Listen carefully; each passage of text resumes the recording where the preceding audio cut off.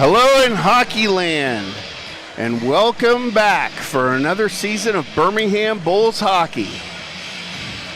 I'm Greg Dreveny, and Jody Chernevsky and I will be bringing it to you live here in about 5 minutes. So sit back, hold on to your seats, and get ready to go because hockey is back here on Flow Sports and Birmingham Bulls YouTube channel.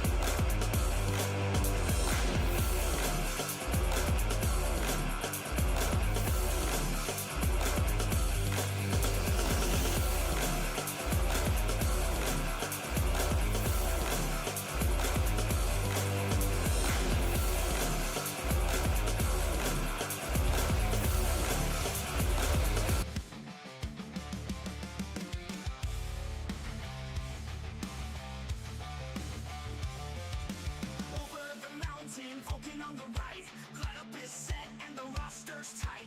Blades laced up and the twigs feeling right. Going Bulls deep in the ring tonight. House, Bulls country, rulers of Cahaba Valley. House, Bulls country, rulers of Cahaba Valley. No, this ain't no rodeo. Load up the bullpen, fire up the crowd. Turning Bulls loose, make the family proud. About to drop the puck, gonna go bar down. Boys crash the crease and tear up this town. House, Bulls country, rulers of the Cahaba Valley. House, Bulls country, rulers of the Cahaba Valley. No, this ain't no rodeo. Tempest flare gloves hit the ice.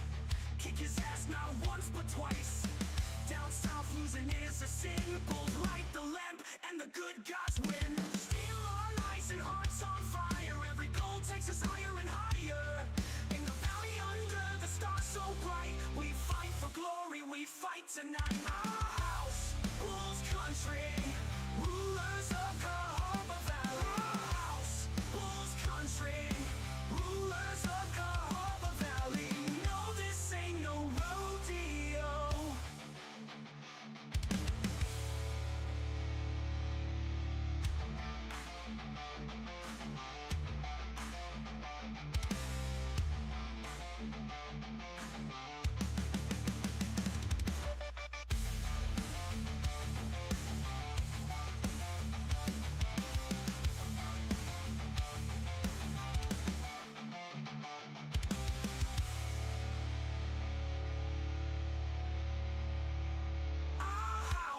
Bulls country, rulers of Cahaba Valley. House, Bulls country, rulers of Cahaba Valley. House, Bulls country, rulers of Cahaba Valley.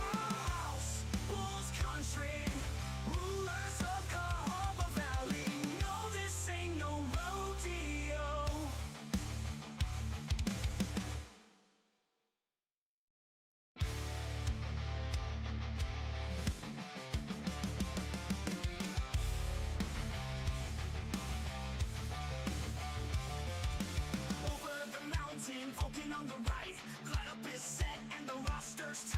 Blades laced up and the twigs feeling like going bulls deep in the ring tonight. House, Bulls country, rulers of Cahaba Valley. House, Bulls country, rulers of Cahaba Valley. No, this ain't no rodeo.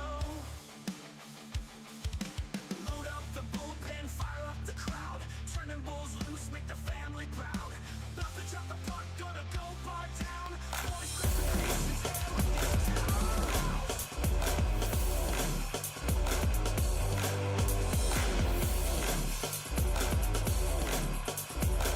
This is a shout out to the professional tailgaters, game day grillers, and potluck pros. Whether you bake it, smoke it, stack it, or melt it, there's nothing more important than how you cook up your team spirit while serving it with an ice-cold Coca-Cola, Coke Zero Sugar, or Coke Life. We may not all agree on the best game day food, but when you serve your meals with a Coke, you know you've got yourself a winner. Enjoy an ice-cold Coca-Cola at the Birmingham Bulls game. Coca-Cola, taste the feeling. Yell at a tool? Nobody bats an eye. But talk nicely to your tools, and everyone thinks you're strange. Weird, right? But here's what I know. Great heating techs treat their tools and your equipment with a level of care that borders on talking nicely to it. When you rely on something, you want it to work. And if you want it to work, you treat it as nicely as you can. It's why fall furnace tune-ups are a really smart idea. You're going to rely on that heating system all winter, and you don't want it to fail you when it's freezing cold out. So treat it nicely now, and it'll work when you need it. Problem is, most heating companies in Birmingham don't do the deep cleaning and maintenance you'd assume comes with a tune-up. Just a drive-by inspection, followed by a sales pitch. That bubbified behavior is what I started Excalibur to stand against. So if you want a no-breakdown guaranteed, talk nicely to it tune-up, call Excalibur Services.com. Alabama license number 15214. Yell at a Hello again, everyone. Jody Chernesky here, along with Greg Dreveny, once again for Birmingham Bulls hockey this season, 2025-26 season. A lot of changes taking place before this season start, and we'll get into that in a moment here before the Bulls take on defending President's Cup champion, the Evansville ThunderBolts. Tonight, the 2025-26 SPHL season gets underway, and it marks the start of the Birmingham Bulls' 9th season in the Southern Professional Hockey League. We're all excited and pumped up about our chances this year, as anyone and all fans should be, but it's a very bittersweet moment in the history of the Birmingham Bulls. For the first time since the 1993-94 season, the Bulls will be without an integral part of this franchise and of this team. We lost President and General Manager Joe Stroud at a far too early age of 53 this past summer. And I personally lost one of the best friends I have ever had in my life. God bless me putting Joe in my life, and I appreciate and thank him for it. And now we start the season without Joe. Joe was so much more than a president and general manager of the Bulls. He was a perfect and accomplished, complete, polished, total leader, the consummate leader of all players, staff, and even the fans. He always had your back. Joe Stroud was the only guy I can think of that I would have called to be a foxhole guy for me. If anything was going on in my life, I could count on Joe Stroud. He was a boss, colleague, an ally, and most importantly, an incredible husband and father. To me, he was simply the best friend I've had in my life. To everyone that has been a coach, employer, player, here, he was family. He treated you better than most blood relatives treat each other. As I said, delivering his eulogy this summer, he was one of a kind. I and the rest of the Birmingham Bulls family will miss him so much, I can't describe it with mere English words. I don't know how we will do this. I don't know how I'm going to do this, but every time I get on the air this year, Joe Stroud will be honored. He simply was the backbone of this organization. But tonight, the legacy of Joe begins. Season 1 without him. Head coach Craig Simchuk, assistant coach Kevin Kerr, the players and staff, as well as Greg Dreveny and myself, will do everything possible to bring home the first championship ever to this season, this team, and I can't think of a better way to honor Joe. His name's on the ice, his name's on the jerseys, and his name's in our hearts. And this is going to be a strange, strange night without Joe here. Greg, another year's here. It seems like the Bulls have had a roster turnover that smells everything like a rebuild. There's a new cast of players, including 9 rookies on this team, with a little bit of what was returning last year. First, your thoughts, if you have any, on Joe and this new team, basically, a turnover, a rebuild for the Bulls. Well, Jody, it's one of those things where, you know, even back in the 90s when I first stepped foot into Birmingham, driving in from Halifax 30 hours, the first guy I met when I walked in was Joe Stroud. Met me and he introduced himself. He was an intern with the Bulls under Art Clarkson back then. And shoot, that's going back 30 years. 30 plus years now. And you know, it's just one of those things that you talk about whenever you mention the Birmingham Bulls in the hockey world and everything like that. One of the biggest things that everybody talks about is the history and the legacy of the Birmingham Bulls, and just never changing in that family atmosphere and everything like that. And, you know, Joe was the heart and soul of that. So, hey, I understand why his name's on the ice and on the jerseys, and why this season is so important to everybody, from the head coaches to the players to the office staff. I mean, this is it. This is all for Joe. It's going to be different. Joe and I used to speak every day, sometimes 2 or 3 times a day. And on game day, he and I would find a spot to go goof off somewhere and just talk about anything other than hockey. But again, the ice is laid, the players are wearing their jerseys, and we're going to drop the puck in a few minutes. His wife, Shelley Stroud, is here in attendance tonight. I mean, takes a lot for her to come back into this building. There will be a tribute video for Joe tonight. And I spoke with her on the way into the hockey game today. She doesn't know how she's going to take it, but she said, Jody, I got to rip the Band-Aid off and get this over with. And a lot of respect goes to Shelley, and a lot of love as well. I wish I could do something to make it a little easier for her, but anybody that's ever gone through a situation where we had to say goodbye to a loved one, that just is not an easy thing to do. Oh, 100%. Okay. Well, let's talk about some hockey, Greg. As I mentioned, 9 rookies on this team. Birmingham has had to retool and rebuild during this offseason. Gone from last year are Austin Watts, Taylor Brierly, Andrew Ballant, Tyler Matthews, Ryan Romeo, Carson Rose, Troy McTavish, Ben Higgins, Drake Glover, Nikita Kozarev, and Trevor Thurston. That's basically 2/3 of a hockey team that we've had to replace. Well, and you go through those stints in your, hockey development, Jody, and that's one of those things where last year they had a lot of the pieces they've been building for, it takes a 2 or 3 year build to get going, and I mean, they had it all sitting on a shelf last year, and, some key injuries after Christmas and things like that. It just didn't work out for them. So you're back, you have young energy, the league has changed, and we just have to wait and see how it all comes out. We'll pause a second. We'll try and pipe into the sound as the tribute to Joe Stroud plays. Fresh out of college, so that's how I got started in sports. So I started out as an intern. When Art sold the team, I became the assistant GM, and so I kind of worked my way out in sports. It was a lot of fun. The cool thing about this organization is family. There's a lot of guys that worked for the team in the 90s. They're just still here. So it's really cool how this family has evolved and stayed together. I've been fortunate to travel so through. It's great to have all these guys here, and we all kind of have the same thought process. What's best for the organization, do whatever it takes. Nobody's better than anybody else.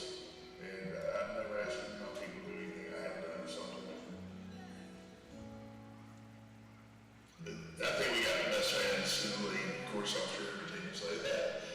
This is good to see the fans come out and just watch the kids.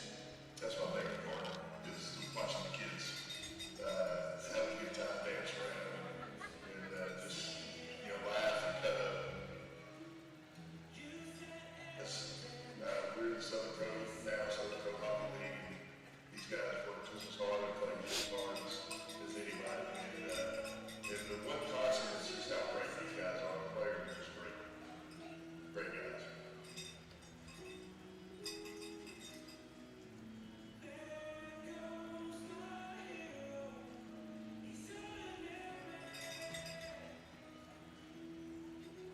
we really want to bring a championship to Birmingham. You know, hockey's never had a championship. You know, through I think it's 22 years of hockey here between the 70s, 90s, and now. And so we really want to bring that ring to Birmingham, and that's our goal this year.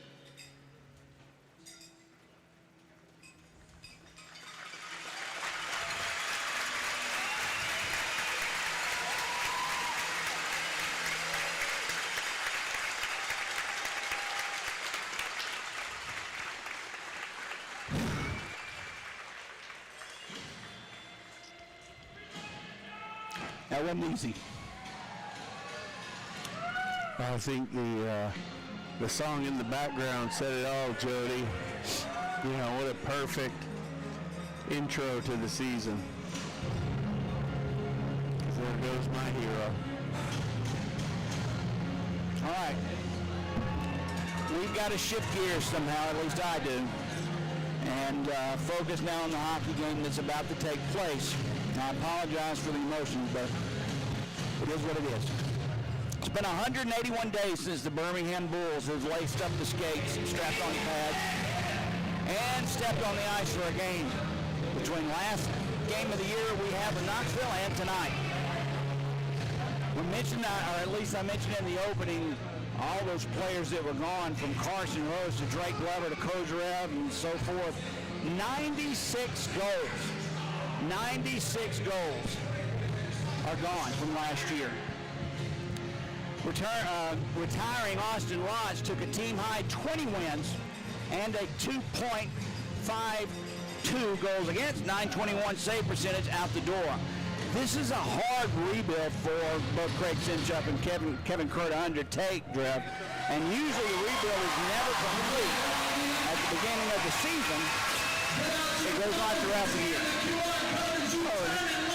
It is, Jody. It's one of those things where when you look at Mudicelli and Stewart in the net, at least you're starting with a strong foundation in the goal, because as with any hockey team, if you have a strong tandem in the net and on the backside, at least that gives you a starting point and puts you in and gives you an opportunity to come in and win every game. Well, you mentioned a new goaltender taking the slot of Austin Lotz. His name is Jacob Mudicelli. He did have times in the last couple of years playing with Aurora University, where he compiled a 2.47 goals against and a 913 save percentage. Very big guy. He's about the same height as Hayden Stewart, which are the two biggest players on the team, unbelievably, for Birmingham. Mudicelli also spent time in Hershey last year in the American Hockey League. He didn't start any games, but at least his resume looks solid for a backup goaltender this season. Agreed or no? Oh, definitely. You know, it was one of those things, Jody, since training camp started back on October 7th. I've been around, caught a couple practices and things like that, and, you know, the Bulls were very fortunate when he fell to the team, and seeing him come out and practice. It's one of those things where when you had Austin Lotz and Hayden Stewart, they were a tandem together, but they worked harder against each other because the other one pushed the other, and you got to have that to keep your guys sharp. And I think that was a big pull for the Bulls to get him in, because him and Hayden Stewart, they're going to battle for net time this year, and that's the kind of situation you want to have. Well, it's going to take me a while to get used to all the new numbers and nameplates.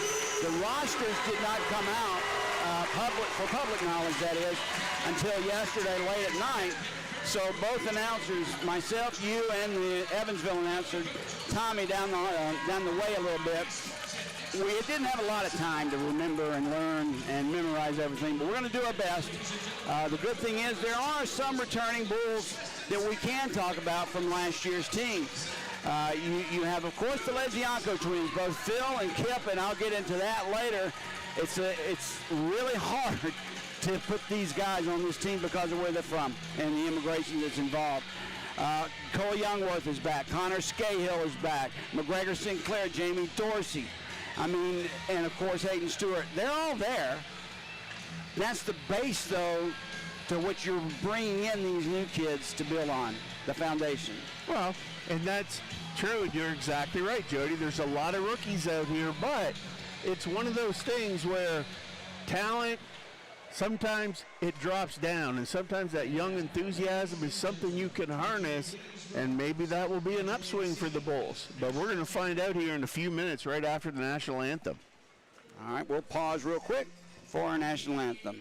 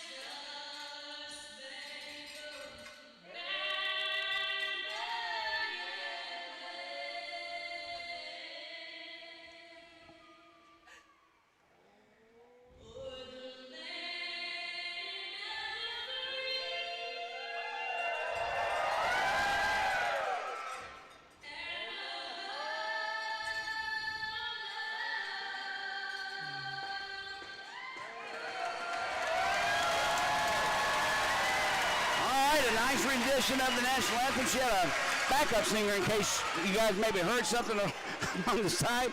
Greg and I looked at each other and thought, okay, we've got a harmonizer or something going on over here. But either way, nice first one of the year for Birmingham. Yeah, they always have a lot of good national anthem singers here, too. Oh, yeah. I mean, I don't know where they find them all. Okay, let's get into tonight's matchup. First, starting lineups for the visiting Evansville Thunderbolts. In goal, Christian Stead.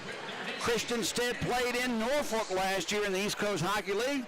A record of 6 wins, 11 losses, no ties, but a 2.88 goals against. But an odd stat, Greg, I want to ask you about this, an 887 save percentage. It's got a nice goals against average, but his save percentage is low. Well, with the being 6 and 11, Jody, Yeah. I was like, wow, 288 goals against average. You know what I mean? You're losing a lot of games by 1 goal, 3-2, 4-3. Yeah. So, all right, defensively for Evansville, they'll start with Joey Bukopic, and former Bull Matt Clark will be on defense for Evansville. Up front, Jordan Semino, Matt Hobbs, another Bull, former that is, and Miles Abbott. For the Birmingham Bulls, defensively, we'll go with newcomer Doug Scott. Scott came in from the East Coast Hockey League, was released a couple of days ago. He'll get the starting nod alongside returning Bull Connor Scahill. Up front, Sean Kennedy, Parker Soretsky, and McGregor Sinclair. So, out of those, and of course, Hayden Stewart in net. 13-7-3-1, goals against 299 last year, and a save percentage of 909. Referee Dan Rulianello, linesman Brett Garzeski, and Colin Folks, and we're underway here at the Pelham Civic Complex. The start of the new hockey season. Game 2 on the SPHL schedule. Game 1 here at home. First of 29. Puck played into the corner in the Evansville zone. Tied up there. Squirts free along the near half wall, and back comes Semino the other way for Evansville. He'll dump it in. Jumps right out in front. A weird carom off the boards. Birmingham picks it up far side. Played low behind the net, out of the reach of Sinclair. Going to get it is Kennedy. He's knocked off the play. And back comes Evansville through center ice. They'll change lines as they dump it in deep. Stewart plays it along the far wall. Dangerous pass right in front. Nobody there but the Bulls. And Phil Edzianko tried to tip it in deep, but it's taken away from him. Chapman dodges it for Scotty Curtin. He'll take it behind the Bulls net. Puck loose along the far half wall, picked up by the Thunderbolts, returned back behind the net. There's a shot by Brown, a nice save by Stewart. That's a ripper, a wrist shot by Ethan Brown. He was all alone too, Greg. 2-on-1, the Bulls coming the other way. Phil Edzianko has Matt Wood with him. Tried to slide it across the wood, broken up nicely on a defensive play, and they'll chip it back into center ice. Had a chance there, but good defensive play by Evansville. Now puck is tied up along the far wall. Fought for there, right in front of the scorer's table. Still underneath the skates of 4 players there. One of them a Bull. Now Gronick steps in for Birmingham, another newcomer for Gagnon. Gagnon, far wall, bounced past everyone, picked up by Sadowski. Murphy has it. Shane Murphy played a few games in Birmingham last year. Tried to walk out in front of that far faceoff circle. It's poke checked away from him, but he muscles his way back onto the puck, and it comes back in to the Evansville zone. Vadim Frolov, another new Bull, had it taken away from him on a nice hip check. Puck loose. Now Karan will play it along the side wall for Frolov, out of his reach. Loose at center ice. Gronick has it, and he'll tip it in. Line change for the Bulls.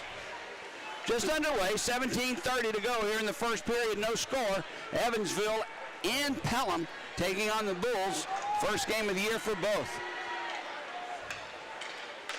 Now it's played by Tate.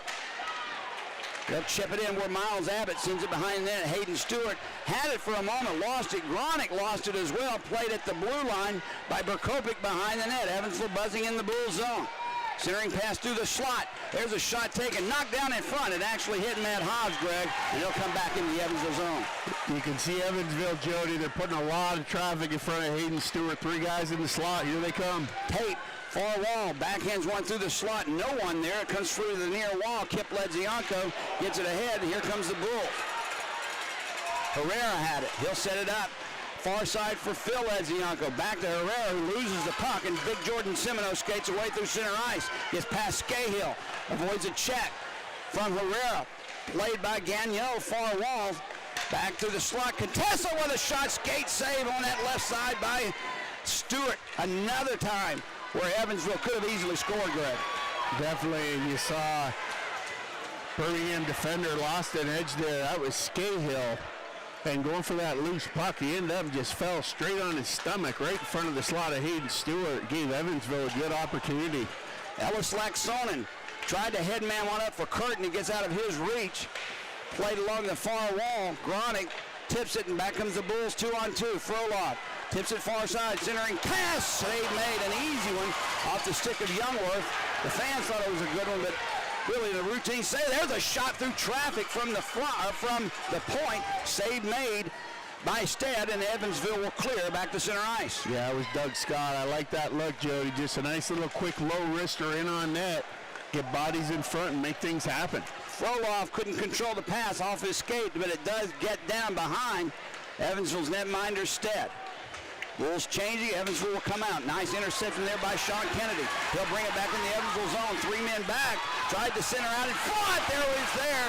Gronick fanned on it. There's a shot from the point just wide off the stick of Zadowski.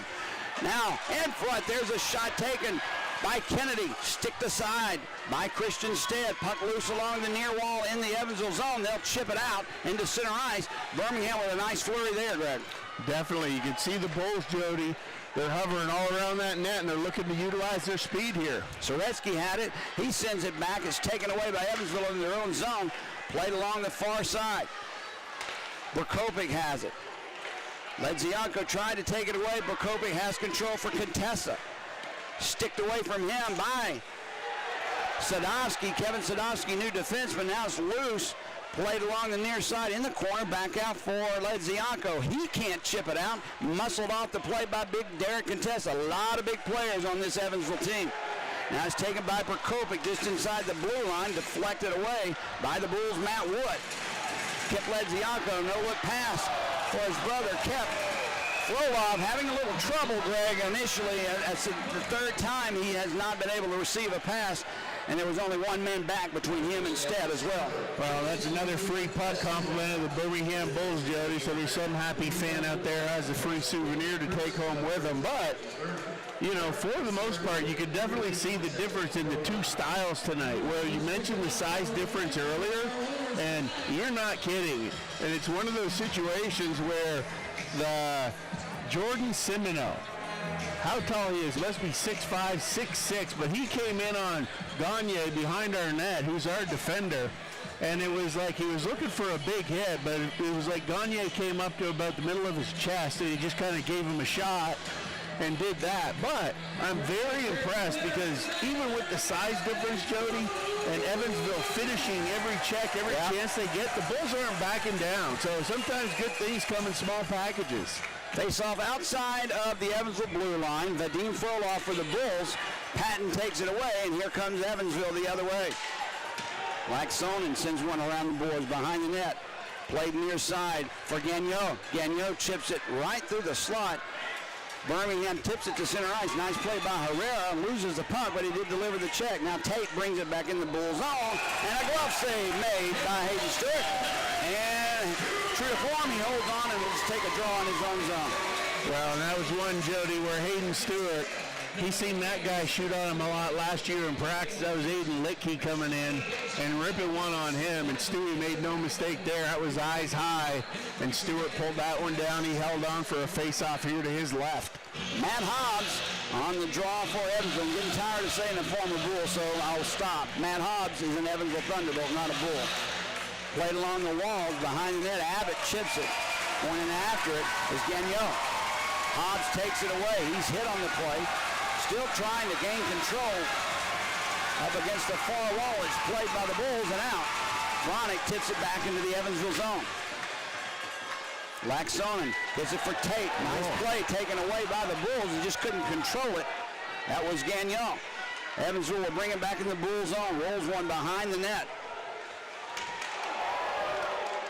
Karan plays it. Herrera takes it away. Birmingham, they hustle 3-on-2. Vronick gets it ahead for Gagnon. Hobbs tied his stick up, and the loose puck picked up by the Thunderbolts, and here we go the other way. They'll change line and just chip it in. Back to get it for Birmingham is Scahill.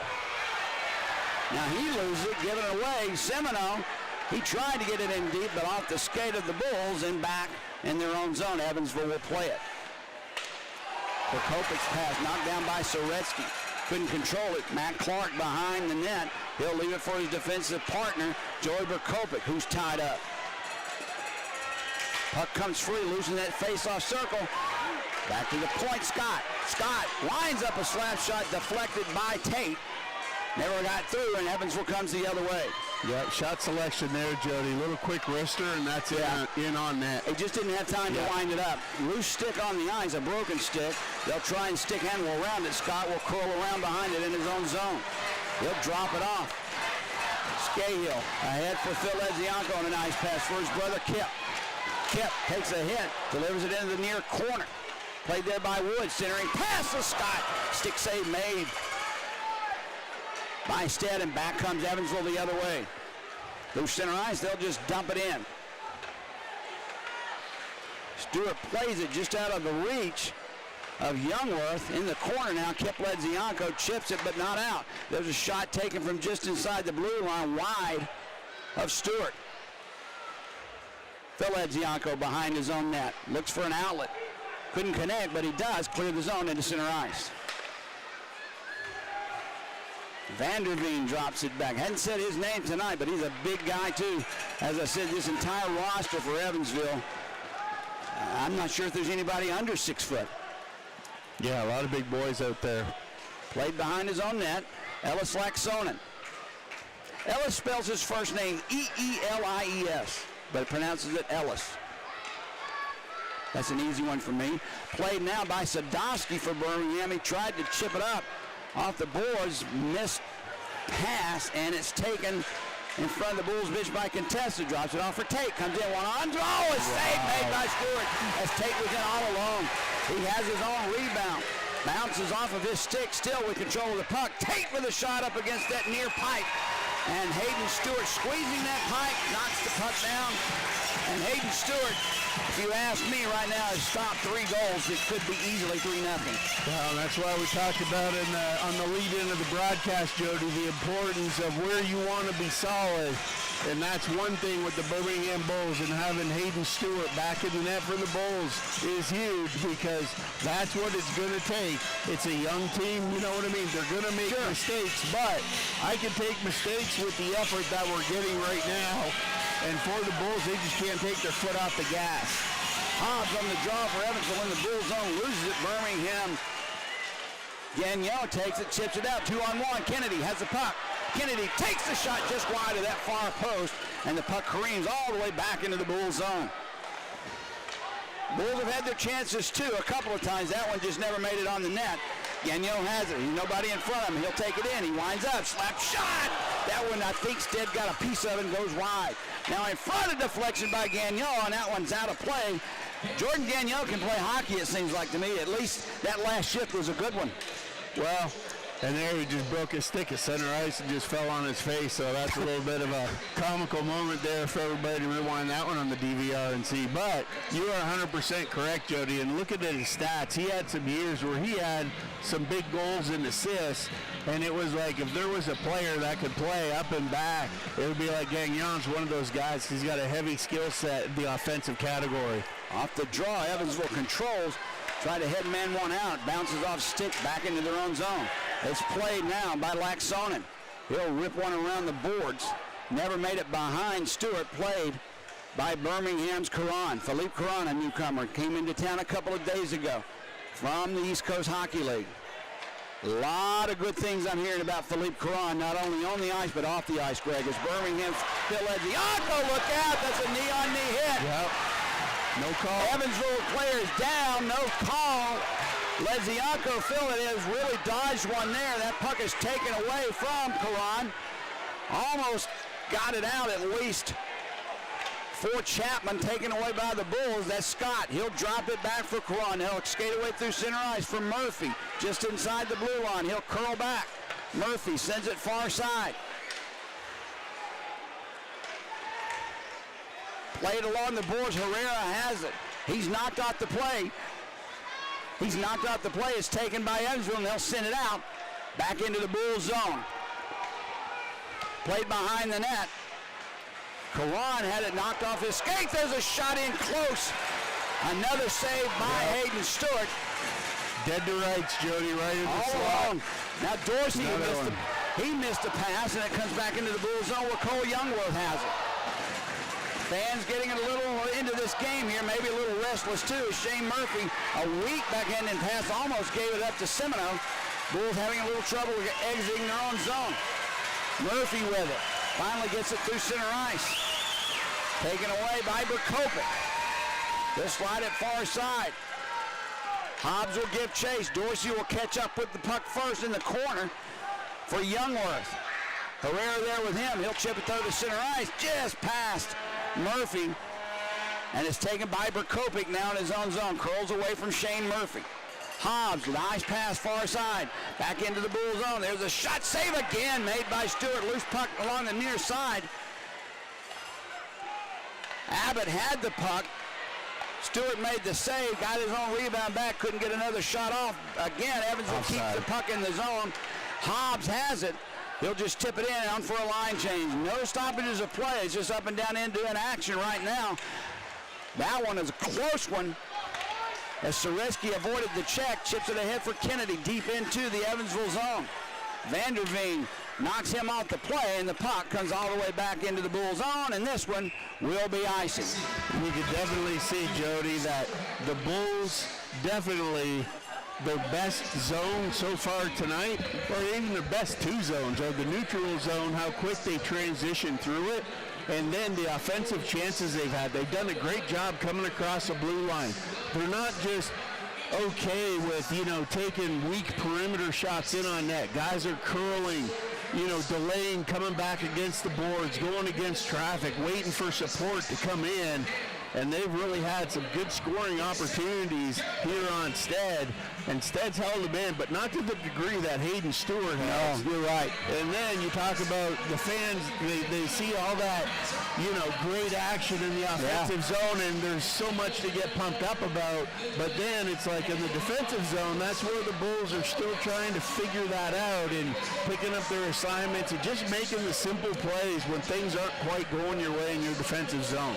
We have 3 officials, on-ice officials, that is, tonight, Greg. I mentioned your names in the introductions. The East Coast, the Southern Professional Hockey League is going to do a little experiment this year. Not all games, around 27% of the games, we're going to have 4 officials, 2 referees, 2 linesmen, exactly as we do in the playoffs. But for tonight, it's just 3.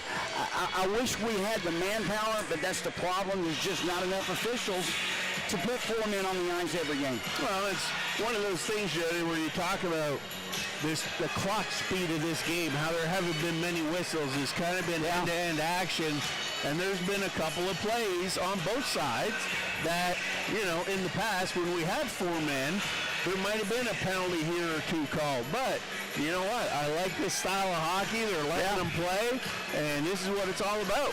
Phil Edzianko takes the draw for Woods. He sends it back on the point for Gagnon, taken away. Down on the play, Gagnon takes it right back out. Birmingham will send it to center ice. Matt Wood, he'll chip one in to the near corner. He'll chase after the puck himself. Picked up, though, first by Laxonen, taken away by Phil Edzianko.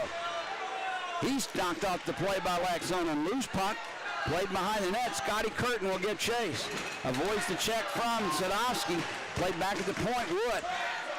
Behind the net for Kip Edzianko. Centers one out in front. No one there, and this puck comes back into the Bull zone. You better hurry. That was Matt Wood. Lost the puck to Scott Curtin. He would beat him to the puck, contested with a shot. Jeez. That one just whistled wide of this near post. You got to get back and get that puck, Greg. Well, that's one of those things, Joey. That is 100% unacceptable, especially with the effort everybody's given here. You can't have one guy not pulling the rope. Bringing it back into the Evansville zone. They played behind the net for Stead. He'll leave it for his defenseman, and back comes the other way. Derek Contessa, near side. Scott guarding him. He'll just send a weak one in, stick the side easily by Stewart. Puck played behind the net, controlled by Evansville. Still loose, played in front by Birmingham, and back the other way come the Bulls. Murphy sends one in. Frolov will give chase. It goes to the far wall, though. Only 3 Bulls in deep. Look out. Karan's going to have to hustle over as that puck made it all the way back in the Bulls zone. Now Murphy had it poked away from him. A nice play, but they'll rule that one. The whistle blows. I guess they'll call it offside. Some pushing and shoving going on in neutral ice, though. And hey, I like what I saw there, Jody. A little shot there from Evansville after the whistle. You know what? The Bulls aren't going to take it. They're going to give a little slash back. So tit for tat. Hey, let's get this action going. Face-off just outside of the Evansville blue line. 5:56 to go, first period, no score. Evansville out shooting Birmingham at this moment, 9-5. Off the draw, Evansville controls. Puck loose at center ice, picked up by Karan of Birmingham. He tried to get it in deep, taken away by Evansville, and they'll send one in around behind the net where Stewart stops it. Played it for Karan, intercepted by Evansville. Matt Clark had it for a moment. To Hobbs, a pad save made on that shot by Hobbs, who was along the boards. He just slid it to the net. Now played by Dorsey. Around the far boards, Gronick tried to chip it out. He couldn't get it past Matt Clark. Dorsey will have it now for Birmingham. Played now by Murphy back into center ice. Frolov gives chase. Now rule icing on the play, and the faceoff will come back into the Birmingham Bull zone. Now, Vadim Frolov is an interesting character to me. He played last year in the Federal Hockey League, scored over a point a game. I mentioned earlier on how the puck he hasn't been able to receive the passes. What's your thoughts so far on Vadim Frolov? Well, it's one of those things, Jody, where coming up into the SPHL from the Fed, it's a big step. And I think that's one of the things that Furlow is going to see. There's going to be a size difference and a speed difference, but I have seen him throw the body a couple times, so it's one of those things where if it's not going your way in the skill department and the finesse, you got to chip in with a little bit of grit and some physicality, and so far he's doing that. So hopefully it'll even out here at the end of the first period. Off the draw. Bronick had it. Won the draw, that is. Tried to get it out. He does to center ice, but Evansville's right there as Vanderveen tips it right back in. Played behind the Bulls net is Gagnon. Jordan Gagnon. Back come the Bulls the other way. Through center ice. Soretsky had it. Tried to set it up for Sinclair. Loose. Picked up by Kennedy. In front looking for Sinclair. Chipped off his stick and played up in the stands close to us here at center ice. So a face-off will come back into the Evansville zone, and I believe they're going to penalty here for delay of game on Evansville, as that one never hit the glass and they were in the defensive zone. Absolutely, and that, you know, whether it's intentional or not, Jody, the rule is the rule, and that was it. It was just a little dumpy backhander trying to clear the zone high off the glass, and he just got a little bit too much of the 9-iron underneath that and pulled it out of the sand over the glass, and that'll be the second souvenir puck compliments of the Bulls tonight. Well, I know the Leziankos, well, I say that, but the first power play unit out for Birmingham appears to be Gagnon on defense. He'll be out. I don't see another defenseman out right now. They're still huddling up at the Bulls bench, but Kennedy, Sean Kennedy for the Bulls will play along with Frolov and Parker Soretsky. Soretsky is another one that came to Birmingham with a lot of promise, and he looked really good during training camp. Absolutely, and the fifth one out, Jody, is Sinclair. So that'll be your first five coming out, going with 4 forwards and 1 D.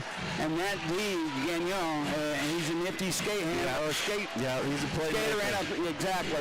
Coffee handle. Yeah, well, we won't go that far, but coffee that's the idea. Sure. Face off to the left of Christian Stead, won by the Bulls. Gagnon has it. Along the near side, played behind the net for Frolov. Behind the net, near side, Kennedy will have it. He'll chip it back for Gagnon. Gagnon just inside that face-off circle. A dangerous shot there, a tricky one. But Stead got that right arm on it and just squeezed it.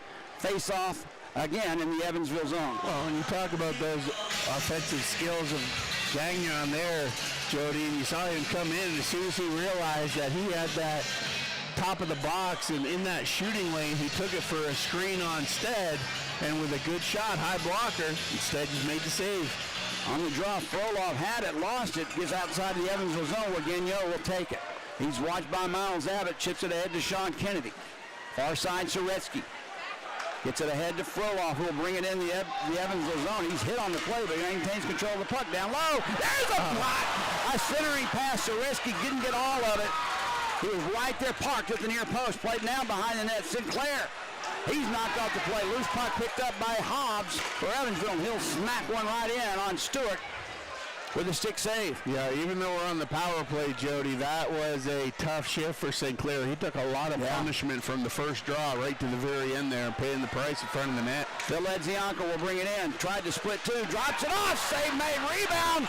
Again, that one never made through. His brother Kip had a chance, but Stead stood up, made the save. Phil Ledzianko with the puck just inside the face-off circle. Far side for his brother again. Nice shot, better save by Christian Stead, and the Thunderbolts clear down the ice. There was not much room at all in that scene, Jody. Through the box, and Ledzianko to Ledzianko, and a good rip on net. Stead with a big save there on the penalty kill for Evansville. Now Kip takes it in. He'll tip it for his brother, or excuse me, around the near side. Played by Phil Ledzianko. Back at the point.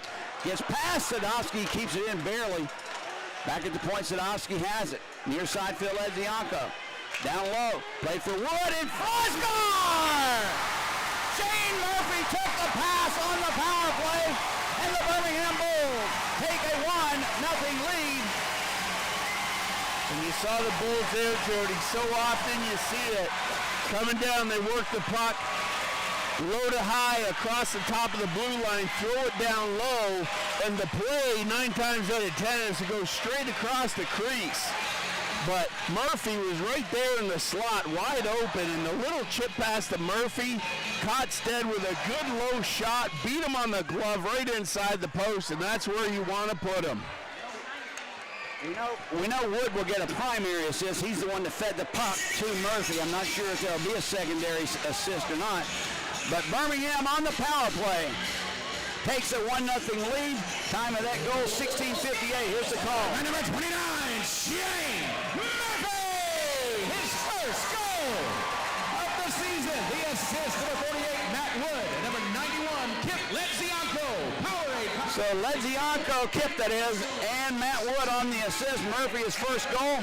There's a shot taken as we're back to action. We'll recap it in just a second. Evansville with the puck in the Bulls zone. A big hit there. Laid out by Evansville's Tate. Birmingham takes the puck away. Tried to set it up for Herrera. Knocked down by Evansville. Back Sonnen. There's a high one. It'll bounce behind the goal line. Played by Soreski. He sends it out to center ice. Evansville will put it right back in. 2.5 to go, first period. Birmingham 1, Evansville nothing. Now Semino labels Wood against the boards. Could have been a lot harder than that, but nonetheless caused a turnover. Now the puck loose at center ice. Matt Clark has it. He'll send it in his own zone. Back to get it is Berkopic. Joey Berkopic lays it behind his own net. Forechecking Sinclair, so they'll try and get it out. Soreski keeps it in for Sinclair. Sinclair gives it up near side for Scott. Doug Scott whips one around the boards behind the net. Now Clark goes in to try and take it away from the Bulls. 3 Evansville players, 2 for the Bulls. Soreski trying to find it. Comes free. Evansville will pick it up, and that's Matt Hobbs. Chips it along the far half wall. Birmingham Sinclair takes a hit, but keeps it in, and you're right, he's taking punishment. There was a shot by Soreski, hit the side of the net. Birmingham changing on the fly.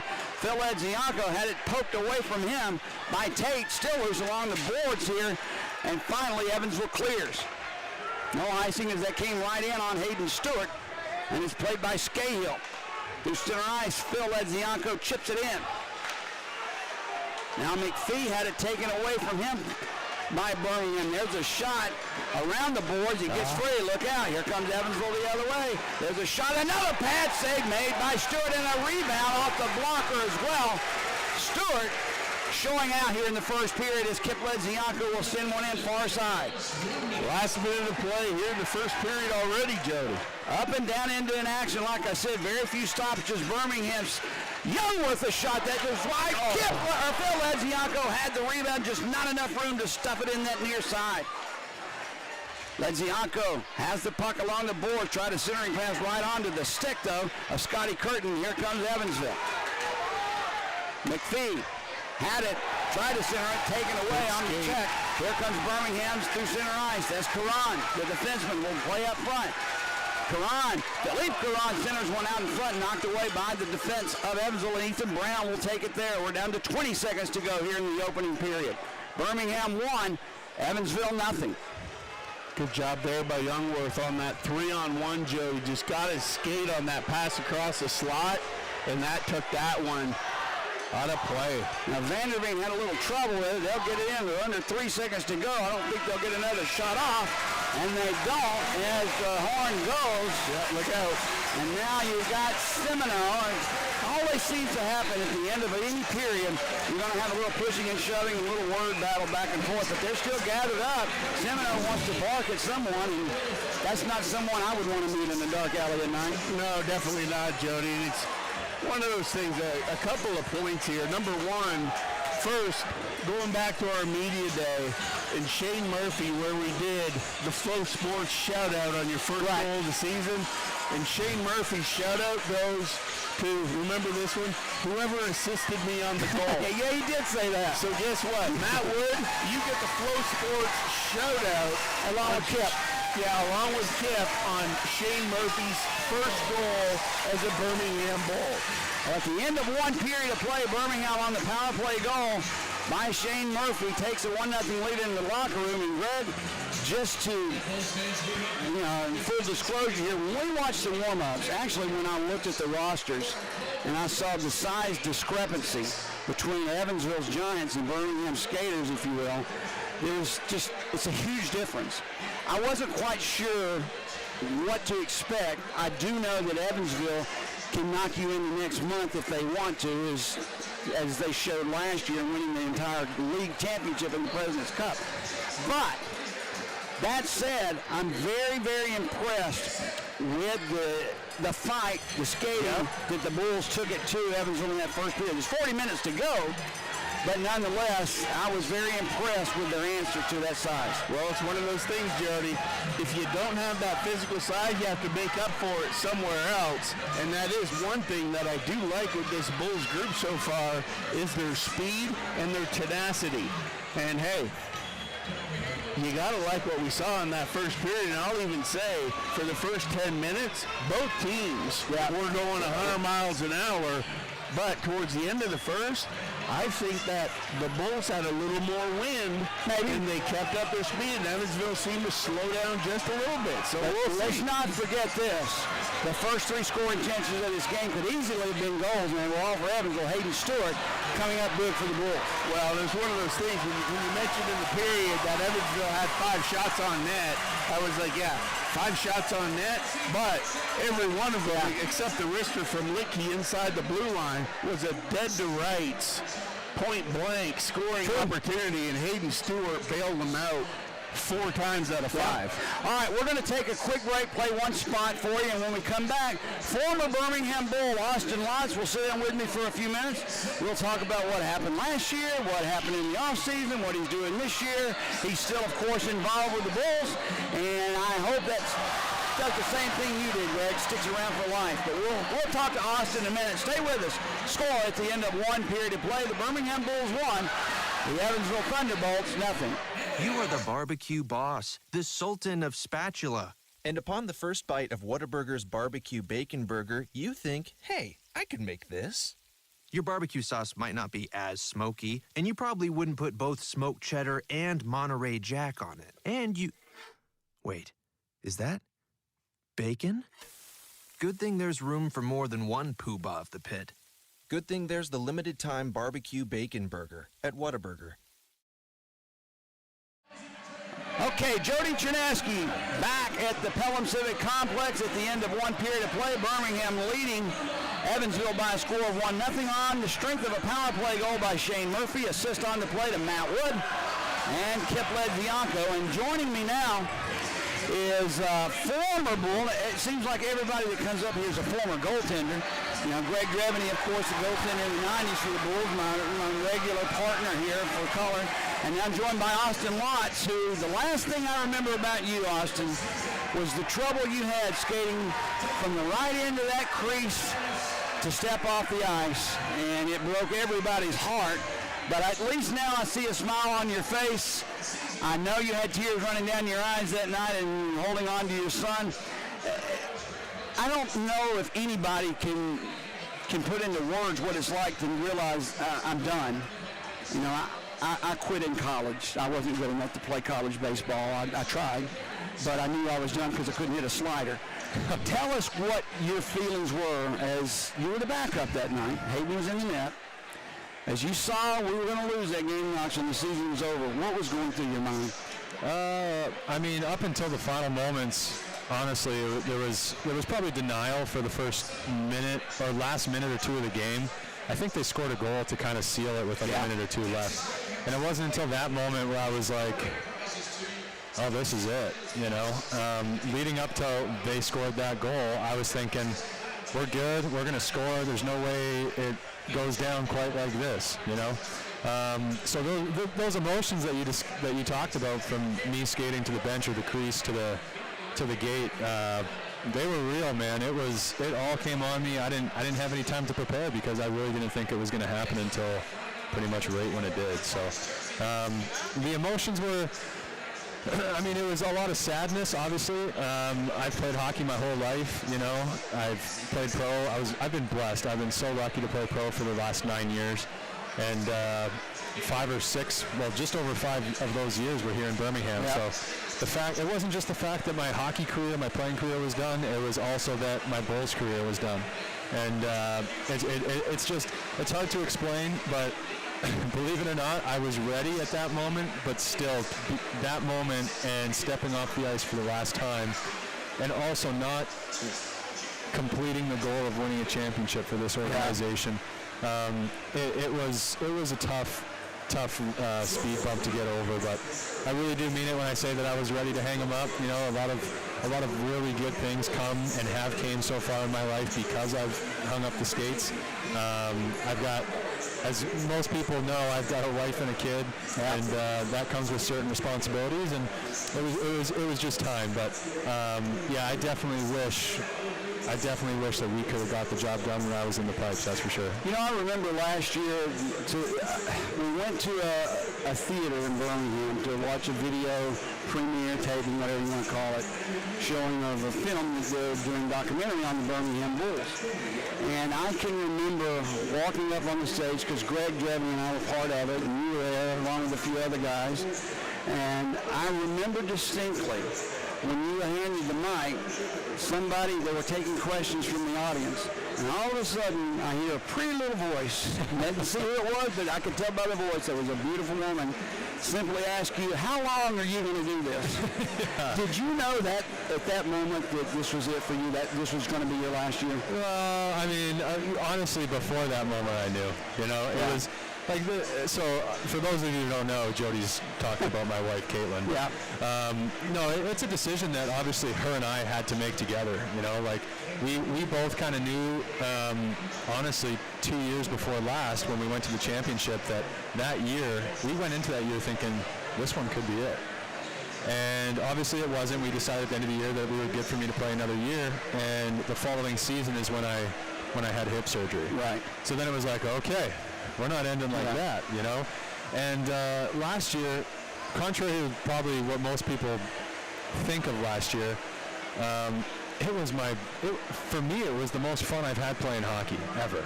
And I think that's because it wasn't an easy road.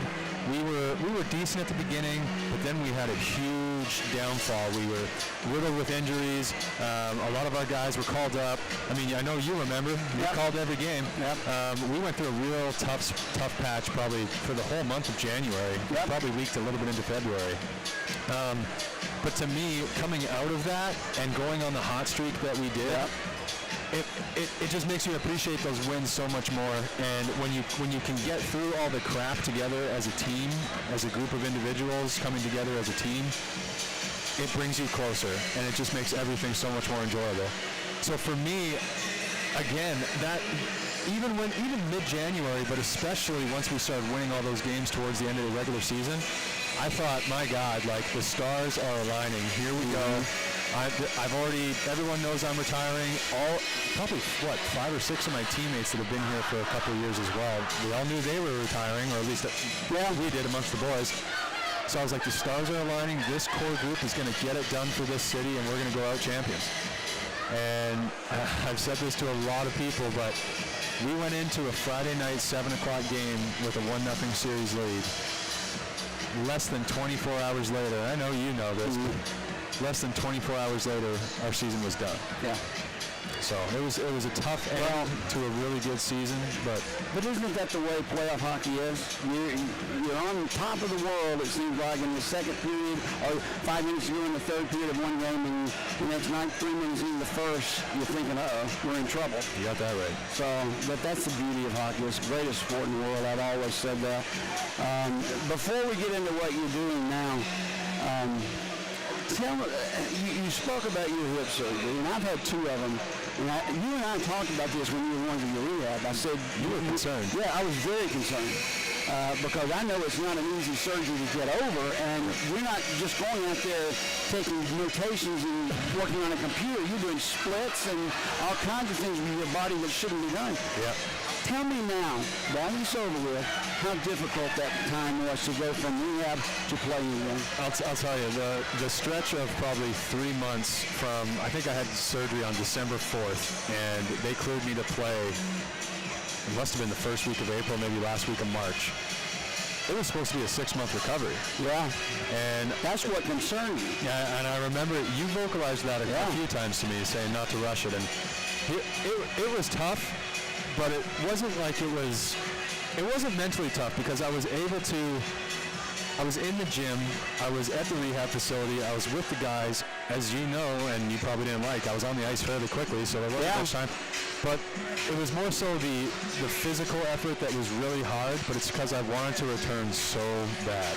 Yeah, I know. That team was so good. I mean, we broke records, did we not that year? So we were so close to, just so close. So close. And selfishly, and I think this is just part of being an athlete, I wanted to be in the mix. You know, I didn't want to be on the bench coaching. I wasn't ready for that. Well, you were lucky enough to have a wife that understood that, too. Some people aren't that unfortunate. You know? Absolutely.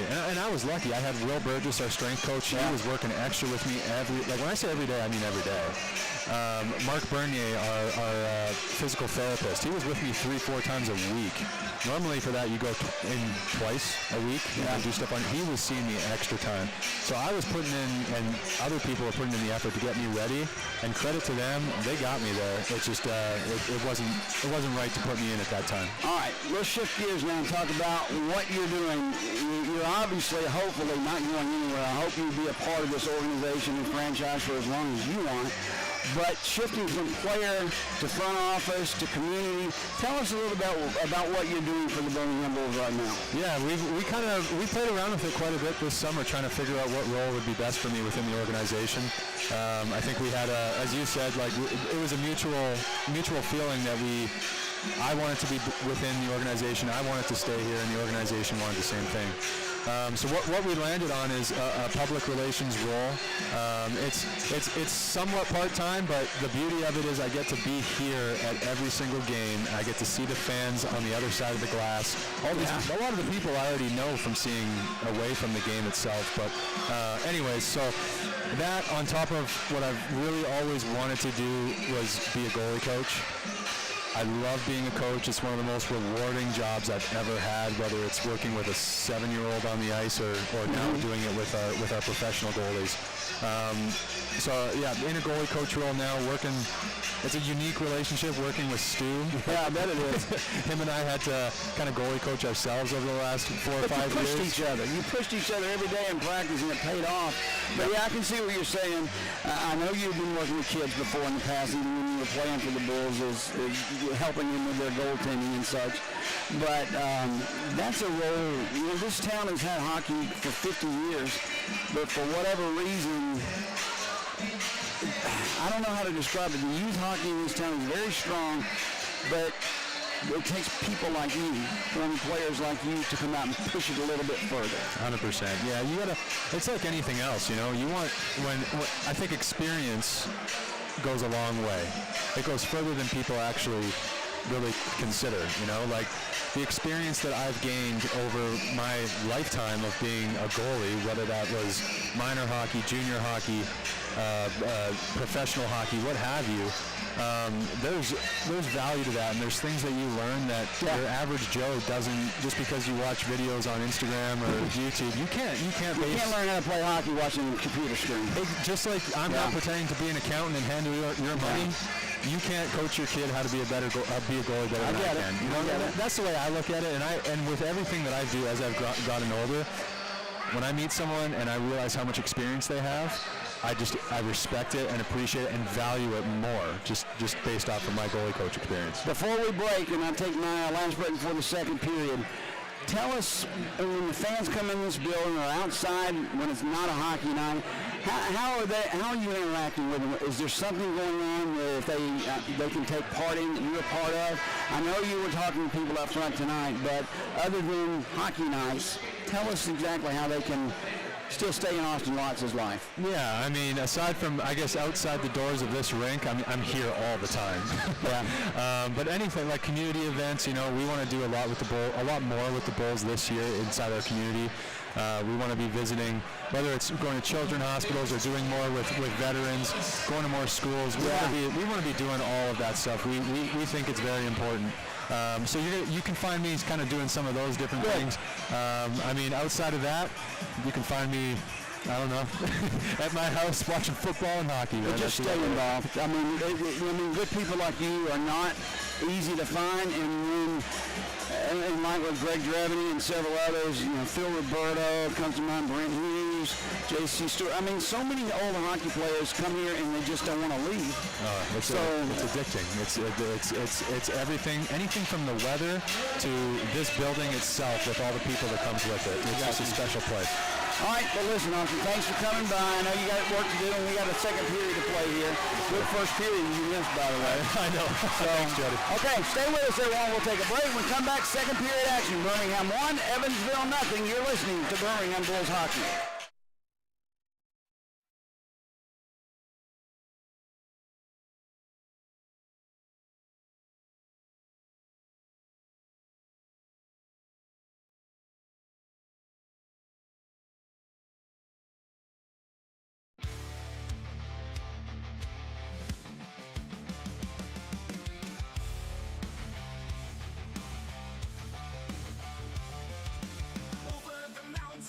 On the right, lineup is set and the roster's tight. Blades laced up and the twigs feeling right. Going Bulls deep in the ring tonight. Our house, Bulls country, rulers of Cahaba Valley. Our house, Bulls country, rulers of Cahaba Valley. No, this ain't no rodeo. Load up the bullpen, fire up the crowd. Turning Bulls loose, make the family proud. About to jump the puck, gonna go bar down. Boys crash the crease and tear up this town. House, Bulls country, rulers of the Cahaba Valley. House, Bulls country, rulers of the Cahaba Valley. No, this ain't no rodeo. Temper Slayer gloves hit the ice. Kick his ass not once but twice. Down south losing is a sin. Bulls light the lamp and the good gods win. Steel on ice and hearts on fire. Every goal takes us higher and higher. In the valley under the stars so bright, we fight for glory, we fight tonight. Our house, Bulls country, rulers of Cahaba Valley. Our house, Bulls country, rulers of Cahaba Valley. No, this ain't no rodeo.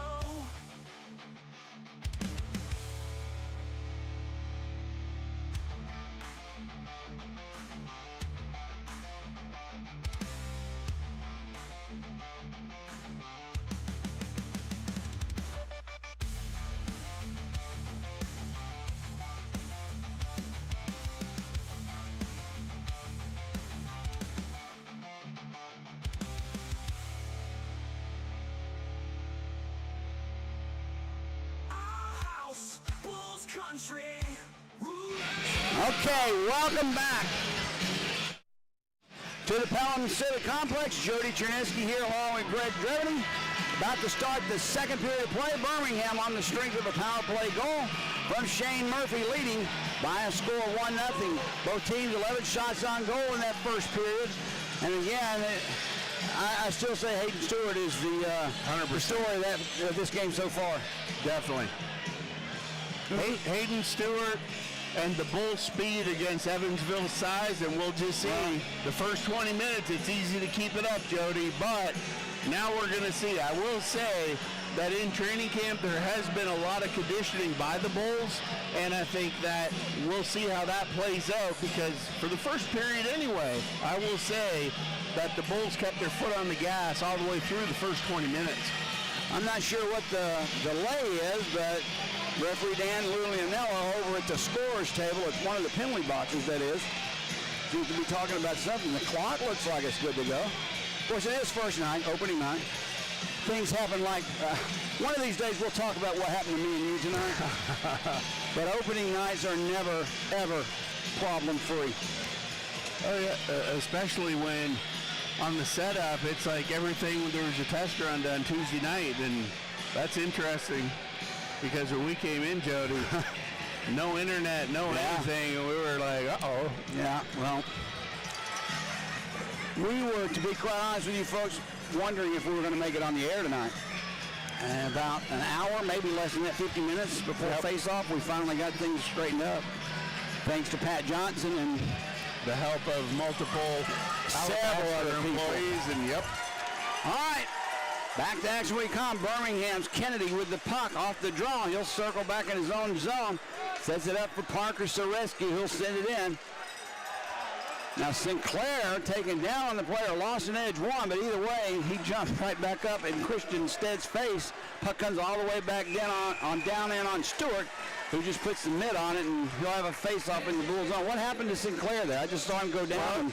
Sinclair got an inadvertent stick under his blade that sent him down to the ice and careened him into the goal. But I'm wondering, Jody, if you look above Stead down there, you see that goal light that is illuminated? I see. There we go. Up there. That's what they were trying to get figured out. I saw that. The goal light was on, and they couldn't figure out. Now it's okay. It's under control now. And as a goalie, Jody, that would have driven me nuts. That's bad luck if you're a goalie, not to turn around and see that. All right, back into the Evansville zone. It's played. Laxonen would beat Sareski to the puck, so icing is the call once again on the Birmingham Bulls. Greg, there's been a couple of news-worthy items out of the Southern Professional Hockey League this season we'll get into later, especially a change in overtime rules. But Mobile, Alabama, back into the league in 27-28. My old stomping grounds. I was there for 1 year. Are they going to be called the Mystics? I hope not. Either way, off the draw, big hit there on Scahill. Now it's loose. Stewart makes the save, knocks the net off the moorings, and the referee's arm is in the air. I hope that's just for a little net repair, but face-off will come just to the right now of Hayden Stewart. I thought for a minute he was going to call a penalty. Well, now how about that, the overtime rule change too, Jody? Did you see that? So that's going to take away a lot of our conversation, but saying how much we I'm happy for it. We hate the hinge over back play. We'll talk about that later on. Next stoppage, maybe media timeout, but it's a great rule, I think, and one that I can't wait to see implemented. Off the draw, played by Scotty Curtin, who lost the puck. Now we got Sareski down on the play, took a stick to the face. Still, he's bleeding. They're going to, he took a high stick, whether it was inadvertent or not. Here comes back into the zone. Federico with a shot, save made. He takes a little bit of punishment out in front. Now he gives it right back to Sinclair. There you go, give him a shot. Sinclair gives him a shot to the jaw with his right hand. Now, I don't know what's going to happen. Sareski down on the play immediately. Maybe it was Federico's stick that got under the mask of Sareski, but you can tell immediately he's bleeding everywhere. Well, that was one of those things right there, Jody. You saw it with Sinclair. He took 2 shots. Yeah. And then just kind of stood there and wondered, well, what do I do here? And I'm glad to see that. He gave the shots back, but, hey, no need for a 3-second delay there. Somebody puts their gloves up in your face, you get yours right up and return the favor. Federico is a name that, as they're scraping the blood off the ice now, you remember the old St. Louis Blues? I don't remember him. I just remember reading about it. His name was Bernie Federico. Great hockey player for the Blues. When I saw Federico, is how he pronounces his name, I thought, is he related? Is there something? But it's spelled differently and pronounced differently. So I wonder if I'm going to call him Federico before the night's over. Bernie Federico. Yep. I think he was around in the old days when Gretzky early was 70s is when he was there. Way back. With Chuck Leffley. Right. Who am I thinking of? Is it a Fedorenko? Is that another one? With the play with Gretzky? Right. Semenko. Dave Semenko. Yeah. Semenko played with the Cincinnati Stingers in the WHA. Right. Back when the Birmingham Bullies was beating everybody physically with their fists and their bodies in the ice. Semenko got he got his baptismal in that and became a very good hockey player, fisticuffs-wise at least. Off the draw, there's a shot going to go into the netting off the stick of Litke, former Birmingham Bull. There are a lot of former Birmingham Bulls all over the place, Greg. I don't like it. And Jody, that one was good for 3. That went right through the uprights on the football field, so. Face off to the right of Hayden Stewart. Cam Patton on the draw for Evansville. Litke with a shot goes well wide of the net, far side. Kip Ledzianko chips it out into center ice. Played there by the Thunderbirds.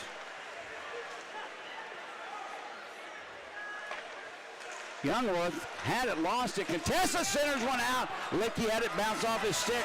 He had a chance 3 foot in front of Stewart. Back the other way comes Birmingham. Gagnon centers one out for Kip Ledzianko, taken down off the play, no call. Gagnon sends it right back in. He can't get it out. Wood has it. Back to shot by Ledzianko. That was Kip. I wanted to say Phil. Save made by Stead. Now Gagnon keeping the pressure on, gives it up to Phil Ledzianko. He'll chip it behind his net for his brother. Back at the point play. Gagnon a shot. That one deflects wide, rips around the boards, and Evansville will clear. Backhands one out for Licky, who sends one in deep. They'll come off for a change. Good low shots by the Birmingham defense here, Jody. I like the shot selection from the point so far tonight. Behind the net, Sadowski plays it far side for Jamie Dorsey. Tried to headman one up. Couldn't connect. Yep. For Froloff, played along the far boards. Dorsey keeps it in. Off the boards, Miles Abbott takes it. He loses the puck. Brought right back in by Murphy. The goal scorer for the Bulls. Froloff had it, poked away from him. Loose now. Dorsey will keep it alive for the moment, but it finds the stick of Abbott, who'll send it back into the Bull zone. Played by Stewart. Far board, Semino has it. They'll take it behind the net. He's hit there on the play. Loose puck. There's a shot taken by Abbott. And Stewart was in position right where he's supposed to be, hugging that post, and the save is made. Face-off will come up in the Bull zone. No, and that's one thing that there's Frolov again, Jody. Yeah. I talk about that physical presence, but for a guy like Hayden Stewart, what he's doing in net tonight for the Bulls, that is exactly what you want to be doing, is sending out the message that you don't get near the paint, you don't get near Stewart, stay away from him, and back off. Kennedy, Herrera, Sinclair out for the Bulls. Philippe Caron, and I believe that is, I can't see the number of it, but either way, off the draw, a shot goes wide of Hayden Stewart, played by Federico behind the net, taken away by the Bulls.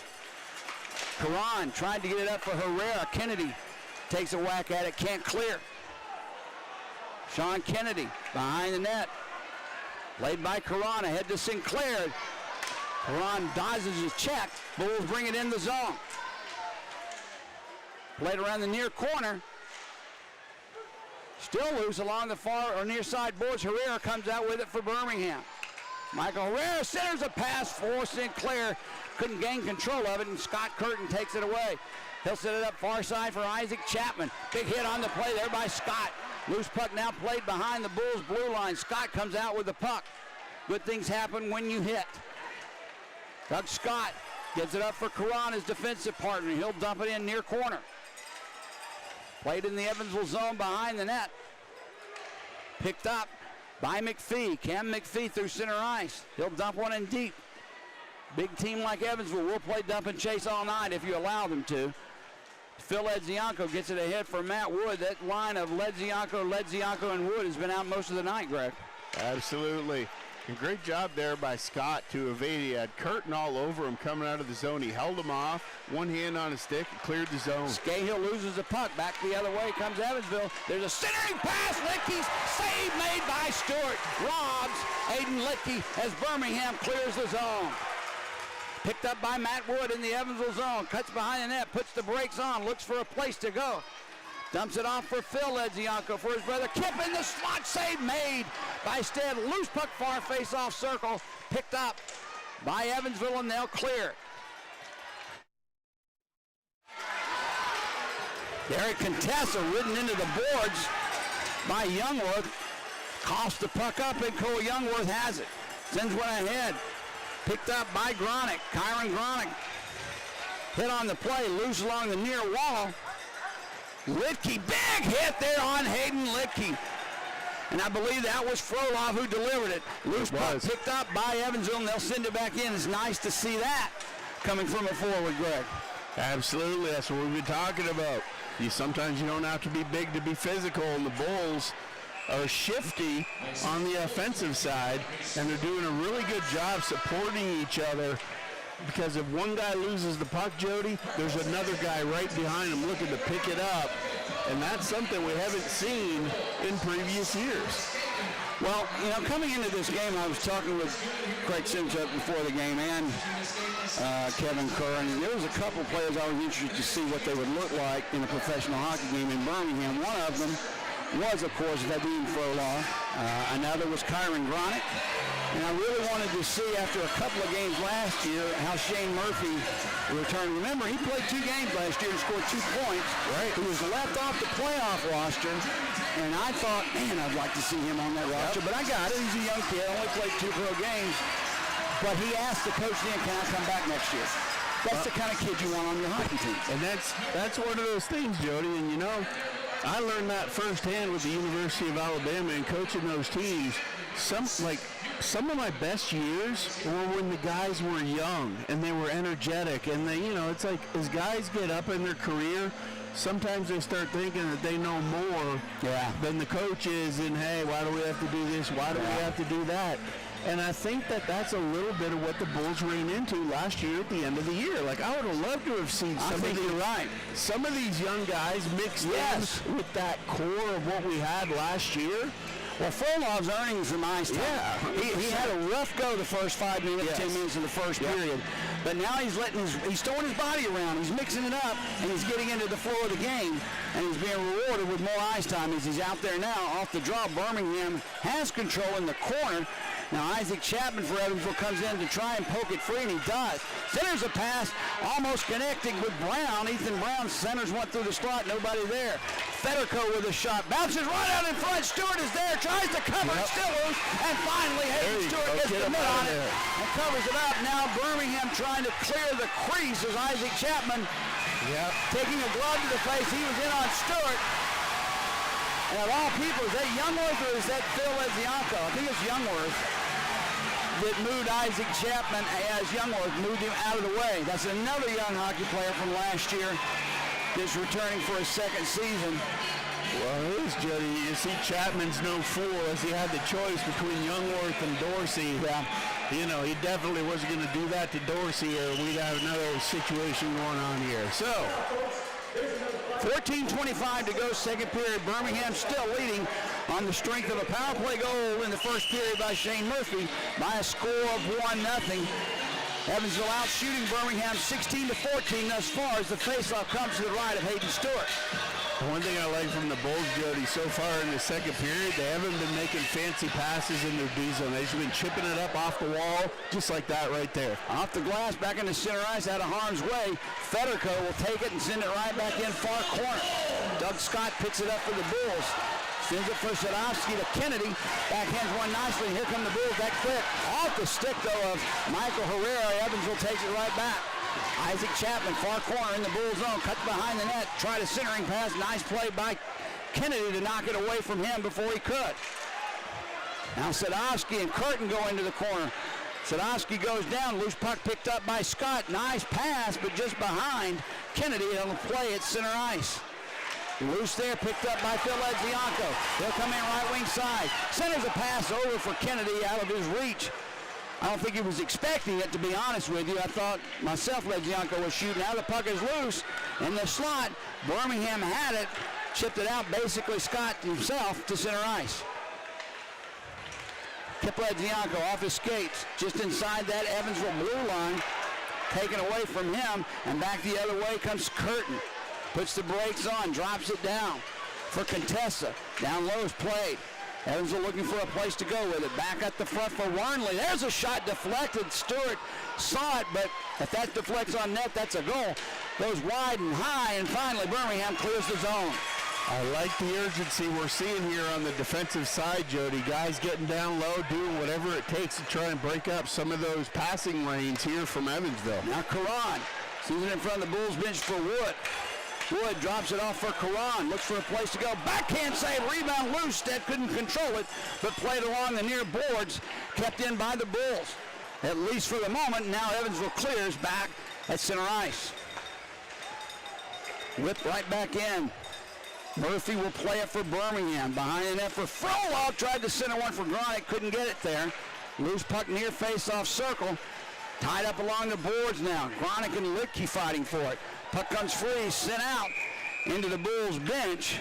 So a face-off will come back in the Evansville zone to the left of Christian Stead. Both goaltenders playing good hockey, Greg. Oh, absolutely. And you can see with the Bulls on that last play, Jody, getting the puck down deep and Gronick setting up in the high slot.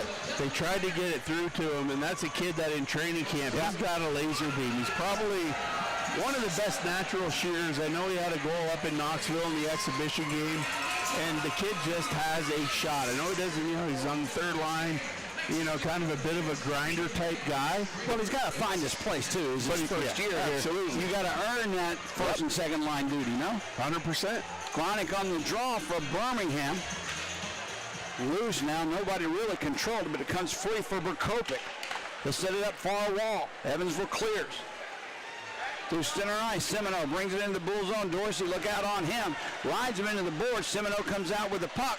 He loses it, though, as Birmingham takes it away. Frohoff with it now. Nice pass through center ice to Dorsey. Dorsey, not known for his skating, tips it in. Birmingham will change lines. Played by Miles Abbott through center ice. Gets past everyone. Scott picks it up for Birmingham. Scott can play hockey, too. Looks good with the puck through center ice. He'll bring it in. He dropped it back, but offside as Carl Kennedy was just a step ahead of the play. So offside is a call on Birmingham. Doug Scott took that puck in his own zone, curled behind the net, and brought it coast to coast, basically. Well, Jody, I'm telling you, the Bulls are skating and stick handling with the puck like we haven't seen this in previous years. It was kind of chip whack-a-mole at times, and I mean, they're really, so far, very precise about what they're doing with the puck and who they're giving it to. I'm going to give you a theory in a minute. As we're back into play, the puck is loose in the Evansville zone, played around the near boards. Youngworth pitching in front. Nice play. Herrera couldn't get it home. A nice pass, centered it. Herrera just had to chip it in, and it just got away from him. Federico now banks one off the boards at the center ice. Look out. Isaac Chapman's back. Youngworth catches up with him. Check is out right in front. He takes Stewart down. Yep, sorry, better get on. He tried to cut out in front of Hayden Stewart, who's yelling at the referee. Now, I don't know if they're going to call a penalty on Birmingham for the hold. Is the reason that Isaac Chapman went down, or I don't know, but the referee's arm did come up. The net is off its moorings, and I believe that's what you're going to start seeing Evansville start to do more of, is get a little close and close and close and closer to Hayden Stewart until they run him. Well, 100%, and here we are again with the same Evansville player, Jody. It's Chapman again inside the paint, trying to get something going with Hayden Stewart, but nonetheless, well, now play takes the opportunity, draws a penalty, but I think that was a little bit of a Hollywood excessive fall on the... Well, he caught him for the holding, and you could argue it was, but you could also argue that Chapman cut right into the crease, and that's goalie interference. Right. So, I don't know. Either way, Evansville will be on the power play their first of the night.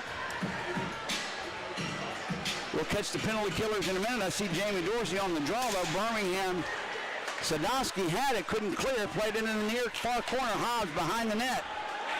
Checked on the play there by Sadowski, and he clears down the ice. 100%, and that's what we're talking about, that tenacity, Joe, to be able to lift that stick smart enough to pull it out, just dump it all the way down the ice, give everybody a break here on the PK. Gagnon, Scahill, Wood, and Ledzianko, who takes a hit at center ice and goes down from Scott Curtin. Both of them actually went down. Puck loose in the Bull zone. Gagnon couldn't clear. Far boards played by Evansville, back at the point. Warnley has it, just inside the Bulls' blue line. Chips it down into the near corner. Hobbs behind the net to Curtin. There's a shot blocked in front by the Bulls' defense. Warnley sets it up right backside. In front, looking for Chapman, poked away by the Bulls, and they'll clear. Aggressive penalty kill, Greg. Absolutely. Man-to-man, Jody. They're on them. They're quick. And they're not giving Evansville any time to set up, get anything where they're moving them and hit through the seams. Warnley drops it off for Abbott, who puts the brakes on. Kennedy had him lined up in the train tracks. They'll dump it in deep. Matt Wood rips one, can't get it out. Kept the line by Evansville. Just inside the Bulls' blue line. Nice passing over near side. Miles Abbott down low. Deflected by Contessa. Save made by Stewart, and the Bulls clear.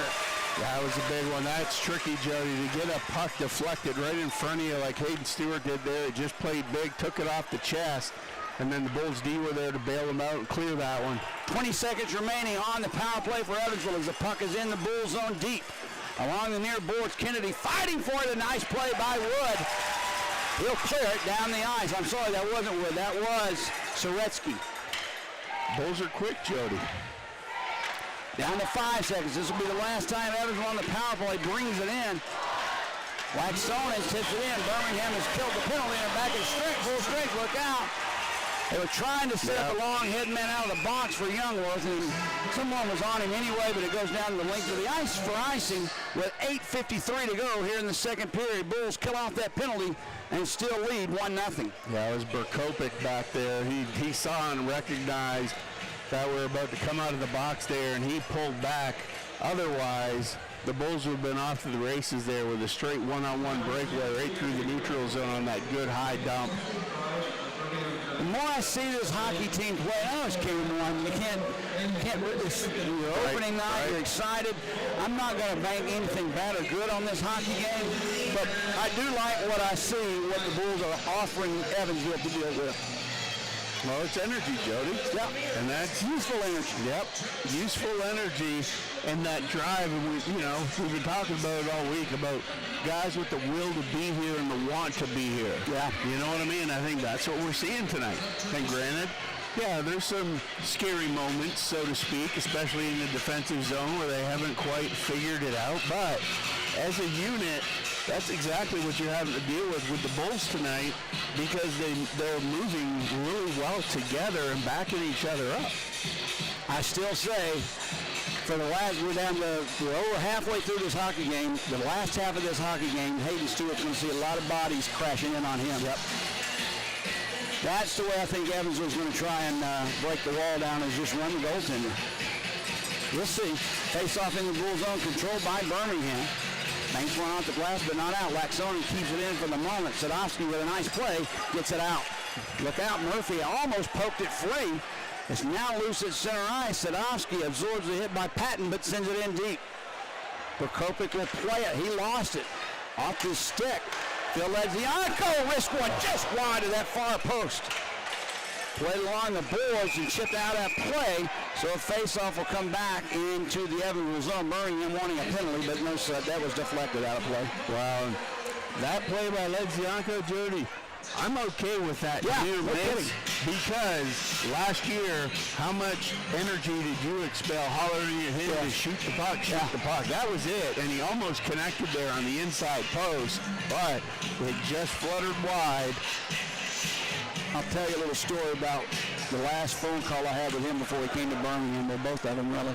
Face-off controlled by Evansville. Miles Abbott has it now. He'll skate it through center ice.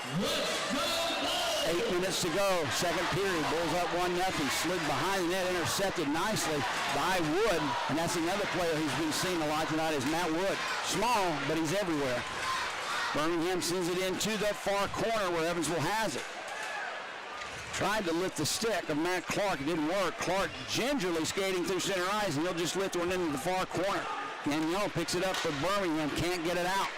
Kept alive in front. Abbott was there. Nice play by Gagnon to knock the puck down before it reached him. Gagnon, dangerous pass right into the crease, basically, and back comes Birmingham. Fortunate there. Kip Ledzianko sends it in. Played by Vanderveen for Evansville. Try and clear. Scotty Curtin has it in the Bull zone just inside. Semino along with Kennedy going in after it. Played there by Birmingham's Gagnon. For Herrera, a little touch pass, tried to set it up for Kennedy. Couldn't quite control it. Scotty Curtin has it. He'll send it right back in. Off the side of the net, off the carom of a board. That was a strange one. That one looked like it hit the post, Greg. It did. The backside of the post came off, hit the partition right behind the net. Herrera curls around. Birmingham has a man go down. That was Gagnon. Sinclair avoids the check of McPhee, sends it into the near corner. Federico, far boards, chipped out by Isaac Chapman, played by the Bulls. Karan now has it. And this is a check by Curtin, who, I mean, if he hits him there, stoppage of play. But he missed it. Birmingham got it in deep. Picked up by Federico. Connor Federico of Evansville behind his own net. The defenseman looking for a place to go. Gets away at least for the moment. Sends it up, nice play. Intercepted by Gronick, sent back in, but Birmingham was offside. They have to clear the zone. Birmingham changing lines. Through center ice, it's played by Chapman. Chapman and Dorsey behind the Bulls' net.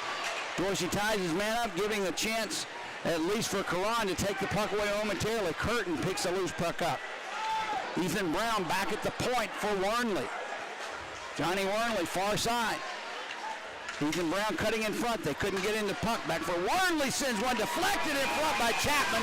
And once again, Hayden Stewart saw it, made the save, pounced on the puck with traffic right in front and crashing down upon him as he covered it. One more thing I really like out of this defensive crew we have back there, Jody, is it's little things. It's like the puck goes in that far right corner, Karan's out in front battling, but as soon as that puck goes in the corner, instead of worrying about what's going on with his D partner, first thing he does is he goes and he gets his stick up underneath Curtins, who's standing in front of the net. And those are the little things in hockey that make a difference. Off the draw, Clark sends it far side. There's a shot right into the midsection of Stewart. He hangs on. Now pushing and shoving to his left. Jamie Dorsey looks like he took the stick to the face. He curls around the far boards. Check to see if there's blood. He'll skate away. He's not asking for the ref to look at anything. But once again, there's going to be some dangerous times. I told you in front of Hayden Stewart the rest of this game with 5:47 to go in the second. Yep, you can see the tempers are up a little bit there, Jody. When the tempers get up, the sticks get up. Dorsey's coming in, checking for blood, checking his teeth, and I guarantee you there's a guy you don't want to wake up the bear. Drawing the Birmingham zone, controlled by Birmingham. That's Sadowski with the puck. He had it poked away from him as he tried to clear, regains possession, and does, back into the Evansville zone. Matt Clark will pick it up. Kip Ledzianko on him. So they'll drop it for Bukovic. Through center ice, Evansville. That was Litke, had it off the end of their stick. Comes back into the Bull zone, and they'll call icing on the play as that puck was passed on the other side of that center ice strike. 5:26 to go. Second period, Bulls clean. I'm not sure if that's the right adjective to use, but it is 1-0. We'll take it. Absolutely. And you can see Sadowski there, Jody, coming around the net. It's like his first instinct was to fire that puck off the glass first, and he just kind of double-handled it. And that quickly, there were three Evansville guys looking to step on him and crush him, and then he got rid of the puck. Sinclair on the draw. Sadowski's shot, save made, rebound loose, but cleared around the boards by Evansville. It was laying there. Birmingham had no one in front, though. Contessa, he'll chip it up for Litke. 3 men back for Birmingham. He gets by both.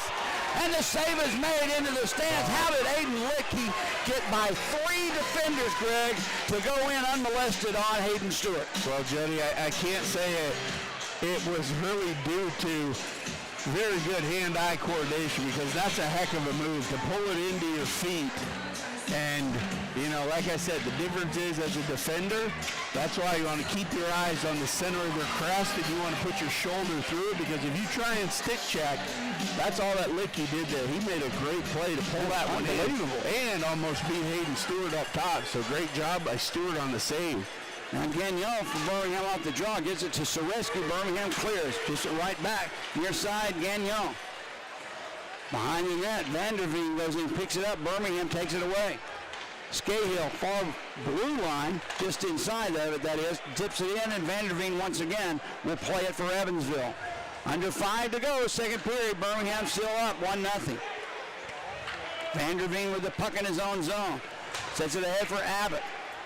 Miles Abbott can't get past Scahill. Sends one through the slot, intercepted by Frolov. He'll get it up to Murphy. Shane Murphy looks for a place to go. He holds on to the puck, drops it. That's Scott. Sends one in front looking for a deflection. Back at the point. Weak shot goes wide, well wide, and it's played by Fedorkov. Out and down the ice. Yeah, I think that was one they'd like to have back there, Joe. He just got away from him and fanned on him, just kind of went end over end. And look at that, there's a nice little speeder there.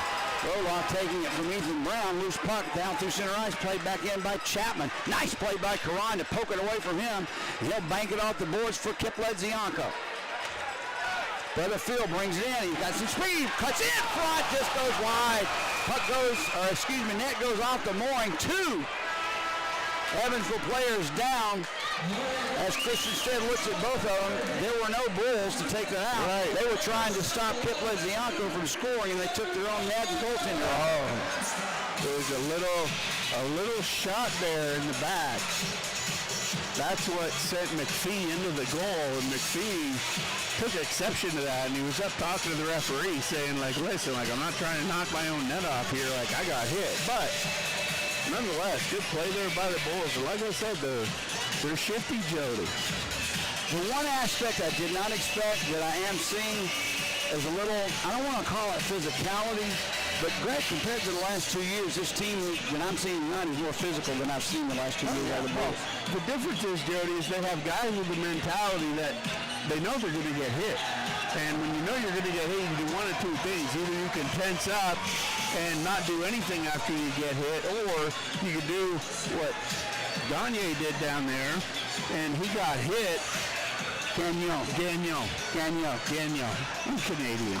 Well, you remember I talked to him at media day, and he told me there's 3 ways you can pronounce it. I don't care. Right. I asked him, what does your mom call your last name? He said Gagnon. I said, well, that's who you are then. Gagnon. So, Gagnon was down there, got hit by the biggest Evansville forward, Semino, and he spun around in the air, got back on his feet, and went right back after the puck. That's what I'm talking about. That's what it takes. You got to take hits to make plays. I'm going to draw in the Evansville zone, goes bouncing to the boards, far side. Ethan Brown had it for a moment. Birmingham will chase after it. That's still Lezianko. Plays it behind the net. Still loose, picked up. Evansville will skate away. Back in their own zone, he'll curl back. That's Ethan Brown. He'll drop it back for Wernley. Waits for at least some reinforcements before he steps out, and he'll drop it back. Look out! Loose puck picked up by the Bulls. Nobody there. Wood couldn't get the shot off. He saw a freight train coming, and he held up a little bit. Evansville clears as Wernley dips it and sends it right back in. Evansville will change lines. Birmingham with control of the puck. McGregor Sinclair banks one out the far boards. Comes right out in front, but Evans was there to clear. Derek Contessa backhands one out to center ice. Jamie Dorsey shook that hit off where he thought it was bleeding. Gets the puck. Look out, giveaway in front. There's Leakey with a shot. That one goes just wide. Contessa with a shot blocked by Dorsey. He can't find the puck at his feet. Picked up by Litke. Litke. He turns and spins. He scores. The giveaway started it, Greg, and they kept the pressure on. And Aiden Litke, the former Bull, makes them pay with 2:26 to go here in the second period. Well, you talk about those guys who don't get the big minutes, Jody, and how important it is just to get good shifts out of it. And that's one there where Soretsky got the puck and he just froze up, couldn't clear the zone, and that's what started that whole situation with everybody getting run around. And then there's your guy, Aiden Litke, finding the back of the net from the blue line through traffic, beats Aiden Stewart, and now we've got a 1-1 hockey game. 2:26 the time of the goal, 1-1 the score, even strength goal from Aiden Litke. We'll get the call on the assist in a moment. Conversations going on between Matt Hobbs and referee Dan Lillinello. They'll stop, and now we'll start play. Kyron Gronick for Birmingham. The draw Will Hobbs. It comes back. Hobbs wins it, and Evansville has control of the puck in their own zone. Miles Abbott backhands one in deep, played by Stewart. They'll set it up far side for Dorsey, and they'll try and clear. Sadowski has it. They'll bring it into the blue line of Evansville. He takes a shot, blocker save. Rebound loose, far boards. Hobbs takes his man down. No call, loose. Here comes Semino back into the blue zone. Drops it back. No one there. Played by Clark. Hobbs now has it. Matt Clark with it, just inside the blue line. Looks for a place to go. Semino with a shot deflected by Sadowski, and it goes into the far boards. Evansville putting the pressure on, and a nice play just to get it out was Kyron Gronick. Minute and a half to go. Semino drops it back for Curtin. Cuts to the slot. Nice play there by Gagnon. Couldn't clear, but he did break up the pass. Now 2 Evansville players run into each other. Curtin with a shot that hits the side of the net. Played by Evansville in the Bull zone. Chapman has it. They'll send it back to the blue line. Gets past Joey Berkovic, and they'll have to clear the Bull zone. Isaac Chapman chips it ahead. Back in the Bull zone. Evans with a shot. Easy stick save made by Hayden Stewart as a loose puck now at center ice. Picked up by Federico. A minute to go here in the second period. 1-1 to score. Fedowski has it chipped off of one player back down. Christian Stead will stop it and leave it for Vanderveen. Off the boards, Lick. He took a big hit there. He goes down from all people. Kip Ledzianko. Now played by Hayden Stewart. Now Vanderveen Kip Ledzianko down. His brother comes in.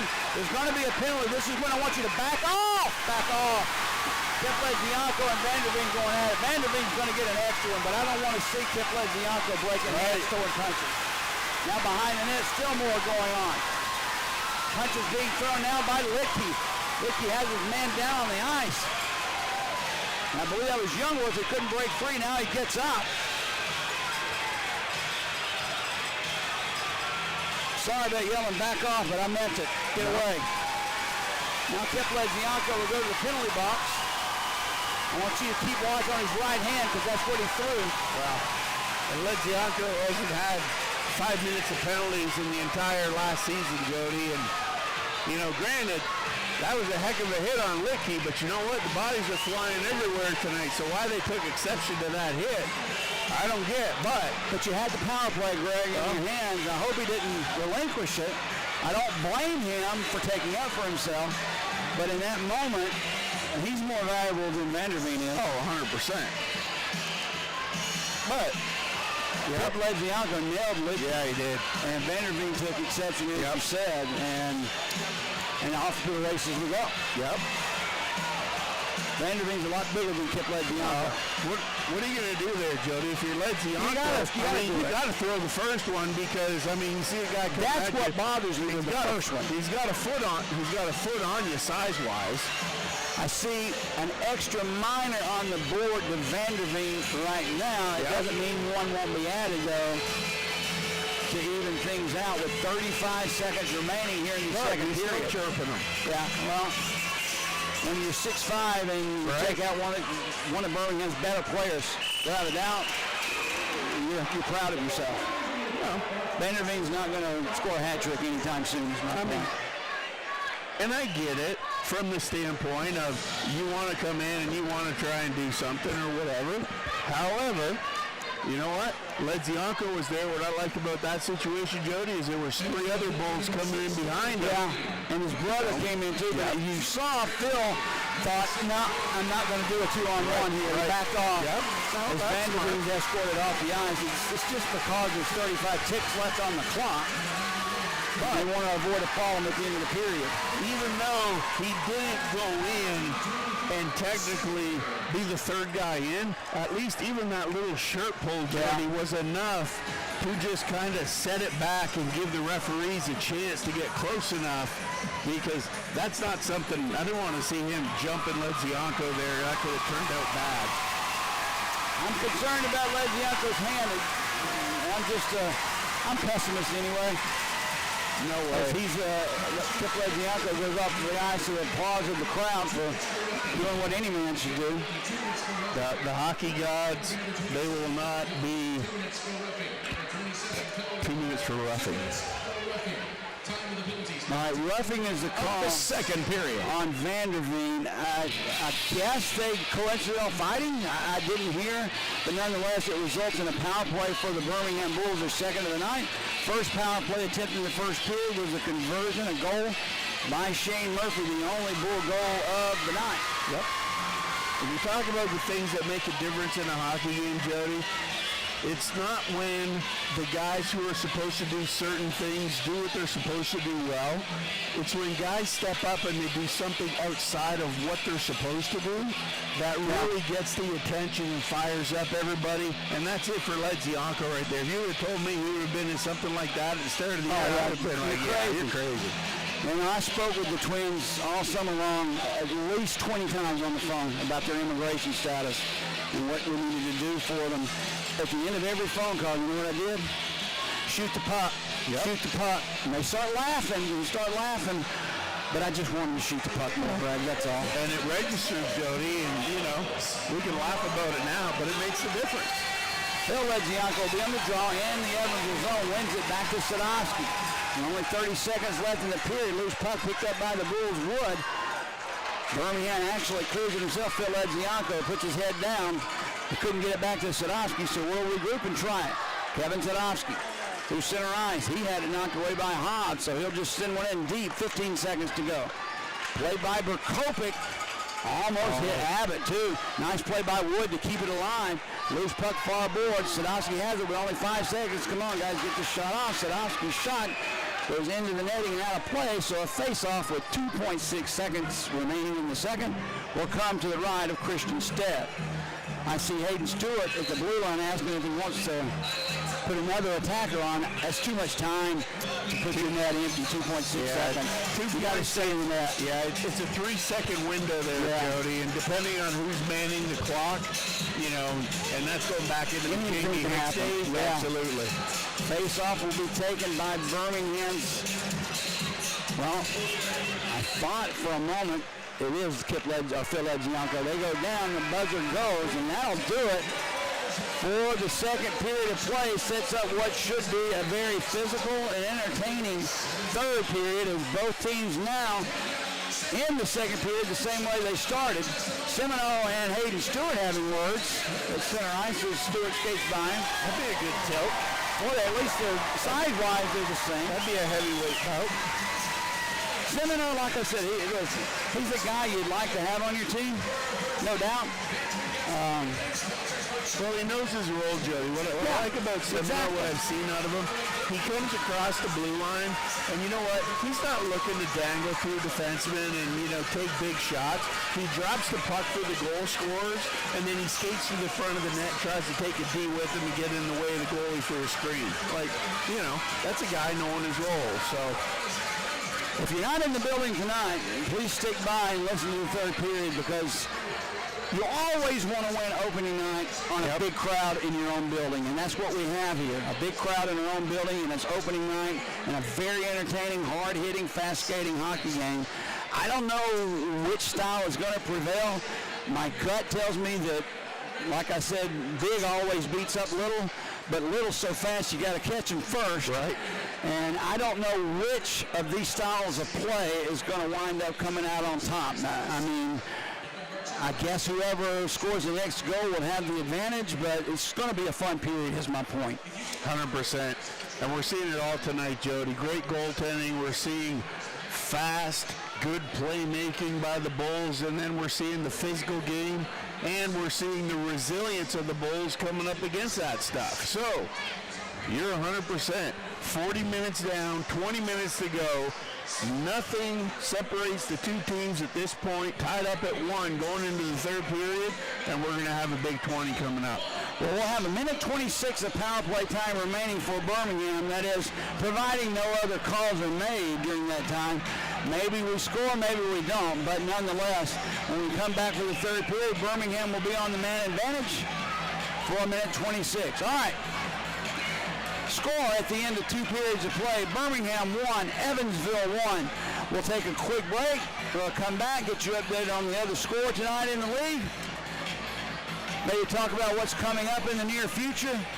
And then Greg and I both will take a final break to get our throats ready and some water, and we'll be ready to go to the third period. How does that sound, Greg? Sounds great. All right, score at the end of 2. Birmingham 1, Evansville 1. Jody Chernesky here along with Greg Dreveny. Stay with us, everyone. You're listening to Birmingham Bulls Hockey.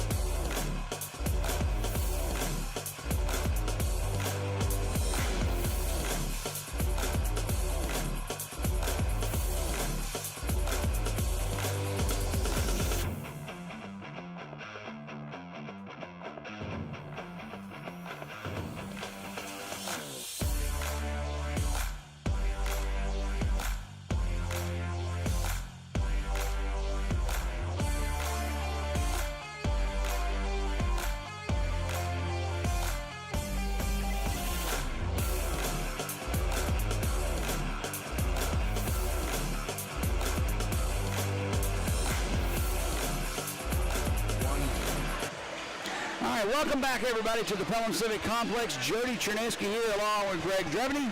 Score at the end of 2 periods of play, Birmingham 1, Evansville 1. Birmingham broke the ice in the first period on a power play goal by Shane Murphy. Assist on the play go to newcomer Matt Wood and kept Ledzianko. That goal came at 16:58 of the first period, and that's the way the first stanza ended. Second period, late in the second, after a really good period of hockey, Aiden Littke, the former Bull, with a nice wrister, really from 5 feet inside the blue line, beat Hayden Stewart with traffic in front. 17:34 the time of that goal. Littke's first of the season, of course, and that's where we stand. Minute 26 of power play time remaining for the Birmingham Bulls when we come back into the third, providing no other calls are made. And Greg, what's happening around the league? There's only one other game, I believe, being played tonight, correct? Yeah, one other game on tilt for tonight, Jody, and that's Huntsville and Roanoke. And it was 3-2 in the dying minutes of the third period in Huntsville. I don't know if it was an empty netter, but they are now up 4-2 with a minute and a half left to go in the third period. So it looks like Huntsville's going to come away with the first 2 points of the season. Yep.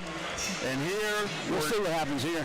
Did they ever put the assist on the board for the Aiden Littke goal? I think Cam, yes. I want to say it wasn't McPhee, it was Patton. I believe should have gotten one assist. It was Patton and Derek Contessa. He's been all over the ice tonight, Contessa. He always is, though. And so, just recapping, where the first period was definitely very few whistles. It was end-to-end action, open, wide open the entire period. One penalty went to Laxton, and he got the delay of game for putting the puck over the board, so not even a physical or altercation penalty. Was not the case in the second period, Jody. And in the second period, things got started off with Cole Youngworth for the Bulls. He had a 2-minute holding penalty. Aiden Littke, he went to the sin bin, 2 minutes for roughing. And then it all broke out after that hit from Ledzianko on Littke, and it was Will Vanderveen. Yeah, he was the one who came in. He did get the additional 2 for the instigator. He got 5 for fighting. Youngworth got 2 for roughing, and Ledzianko got 5 for fighting as well. So the extra minor penalty on that to Littke, as you said, giving the Bulls a power play, and that's where we'll start the third period. Now, let's shift gears a little bit and talk about rule changes. One major one that was a thorn in my side. I hated to see, really, overtime or regulation, doesn't matter to me, a team taking the puck, dropping it back. Taking the puck, dropping it back. They inch pass into their own defensive zone. Well, the league had enough. Doug Price and the rules makers got together and they changed it this year. If we have overtime tonight, you'll see this come to play. Any overtime game, basically what happens is this. If it's 3-on-3 hockey in overtime, you have the puck in your own zone. Once you cross the blue line, you cannot take it back in to your zone. If you do, there'll be a defensive face-off as if it were icing or offside. Right, and that's intentionally, Jody. So what that means is the days of where you come up across the red line and then you've got 3 guys standing across the blue line, you can't just curl back across the neutral zone and come all the way back behind your goal and do all that. You got to keep moving forward. Personally, I like the rule because it's going to keep everything moving forward and it won't kill half of the 5-minute overtime. Well, how many overtime games have we seen where one team holds possession of the puck for 3.5 minutes without a shot on goal? Right, that's what I'm saying. It's just awful to watch. But also in this, if you had the puck, you cross your own blue line, we can't go back over it. You're in the neutral zone. You're being pressured. You can't pass it to your goaltender and have him pass it out. No.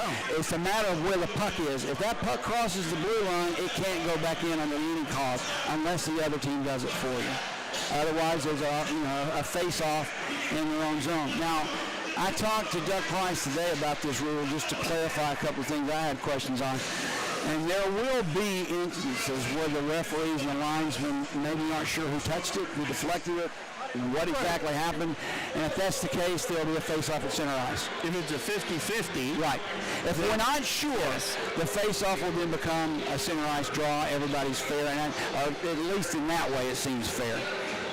But there's a lot of things going on. As I said, Mobile with a hockey team. Now we got this coming in, and the new overtime rules, and 4 referees or 4 on-ice officials at times during the league.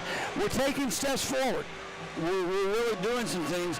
It makes me wonder, too, if other leagues, such as the American Hockey League and even the NHL, don't look at experiments like this and see how it fared out, because they have the same issues in overtime we did. It's 3-on-3 hockey. It's keep away at that point. 100%.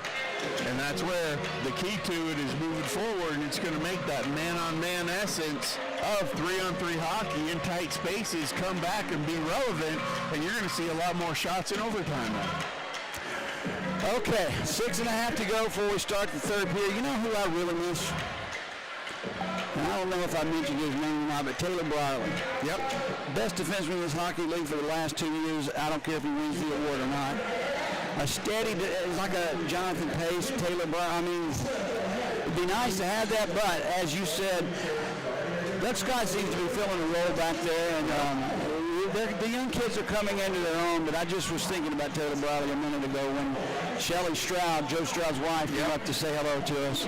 Well, and he was there at the funeral as well. Yeah, and that's just the character of Taylor Brierly. You know what I mean? If there was, you talk about the old movie with Bruce Willis, Jody, the Last Boy Scout, and it's like Taylor Brierly fits that bill. You know what I mean? There's not a nicer guy, just a better character guy who is here.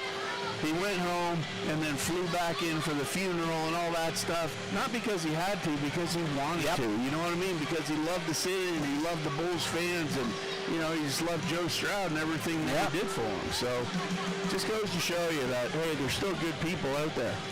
Okay, that'll do it for at least our intermission. We'll come back. 5 minutes to go before the start of the third period. Birmingham 1, Evansville 1. Jody Chernesky along with Greg Dreveny. Stay with us, everyone. This is Birmingham Bulls Hockey.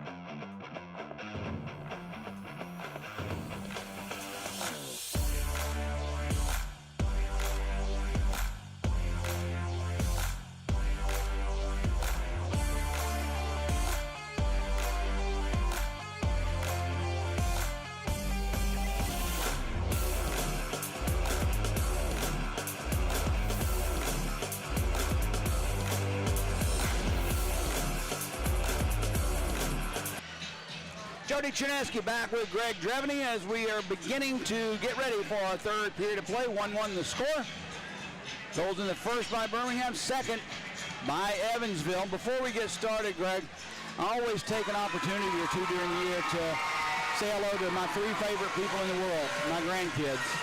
They're all listening tonight here at home. They couldn't make it to the game, but I have another one in England that'll be watching tomorrow. Of course, my ones here are Charlotte and Carter McDaniel. Hello, guys. I love you. You know Papa loves you, and I'll see you soon. Wish you were here. They're always, you've seen them before at all the games. Charlotte's the one that's so tiny and so pretty, and Carter's the one that does the faces. And Nikolai Tancock, back in England. I talked to him today before I came to the game. He wanted his Papa to say hi to him. His birthday's coming up in November, and Papa's already got everything set up for him. I even sent a box of candy to him and some other things. $120 postage. Wow. For a box from Alabama to England. For $50 worth of candy. Unbelievable. But he's worth it. That's my buddy, you know. 100%. I love you, Charlotte and Carter and Nikolai. But here we go. Third period action coming up. Bulls on the power play. Bulls starting the period on the power play.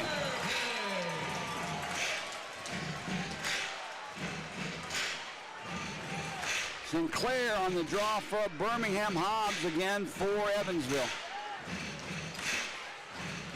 Puck is dropped. Sinclair controls. Kennedy will tap it back in his own zone for Gagnon. Gagnon with it. Ahead for Kennedy. Off his stick, but it does come into the Evansville zone. Or maybe he missed it. So icing is the call. I thought it hit Kennedy's stick. I guess it didn't.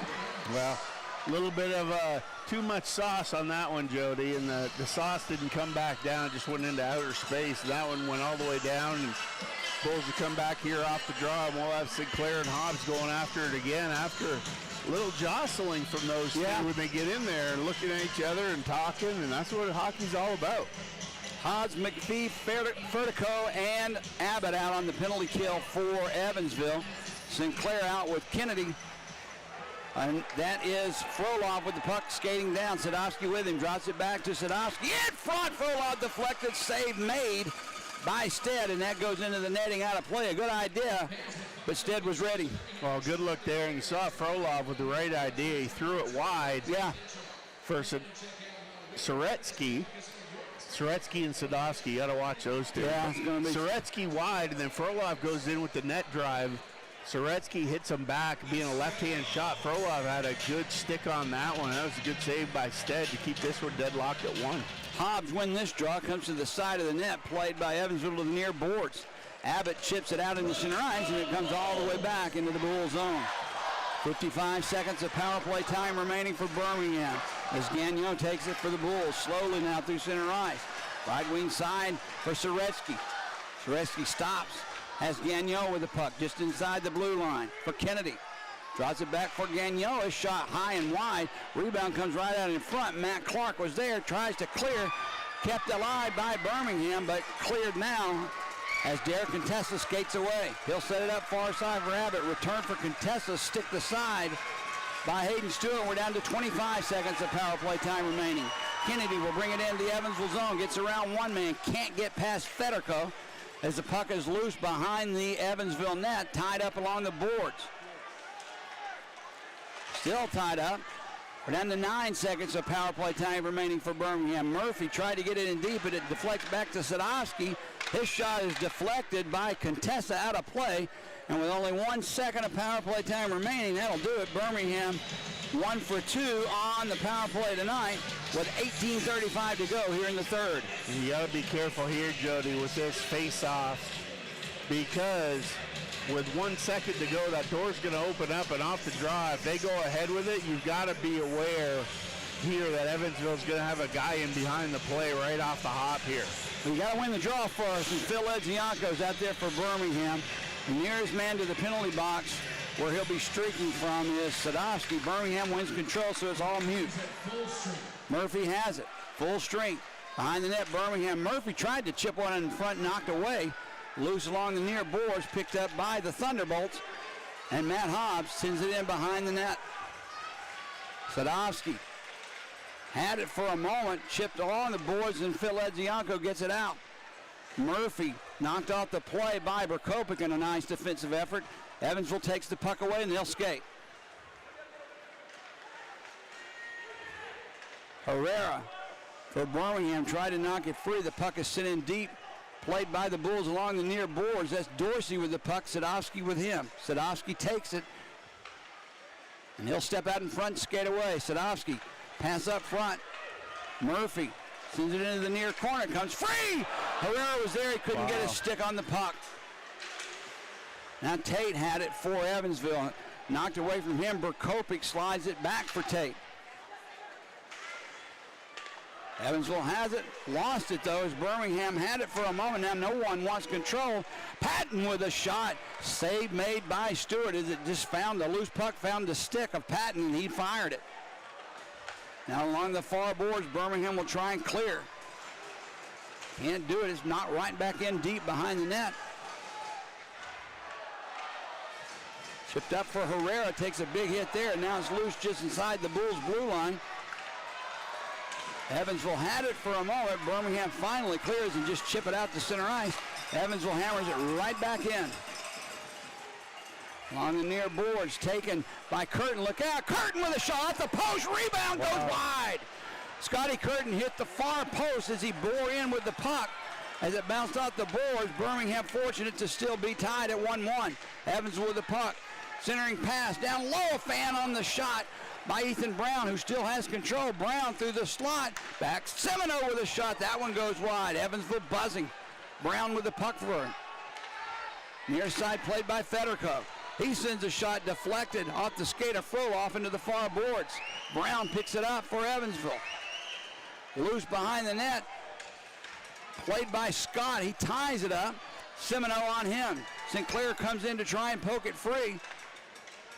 Caron there as well, still loose, picked up by the Bulls, but can't control it.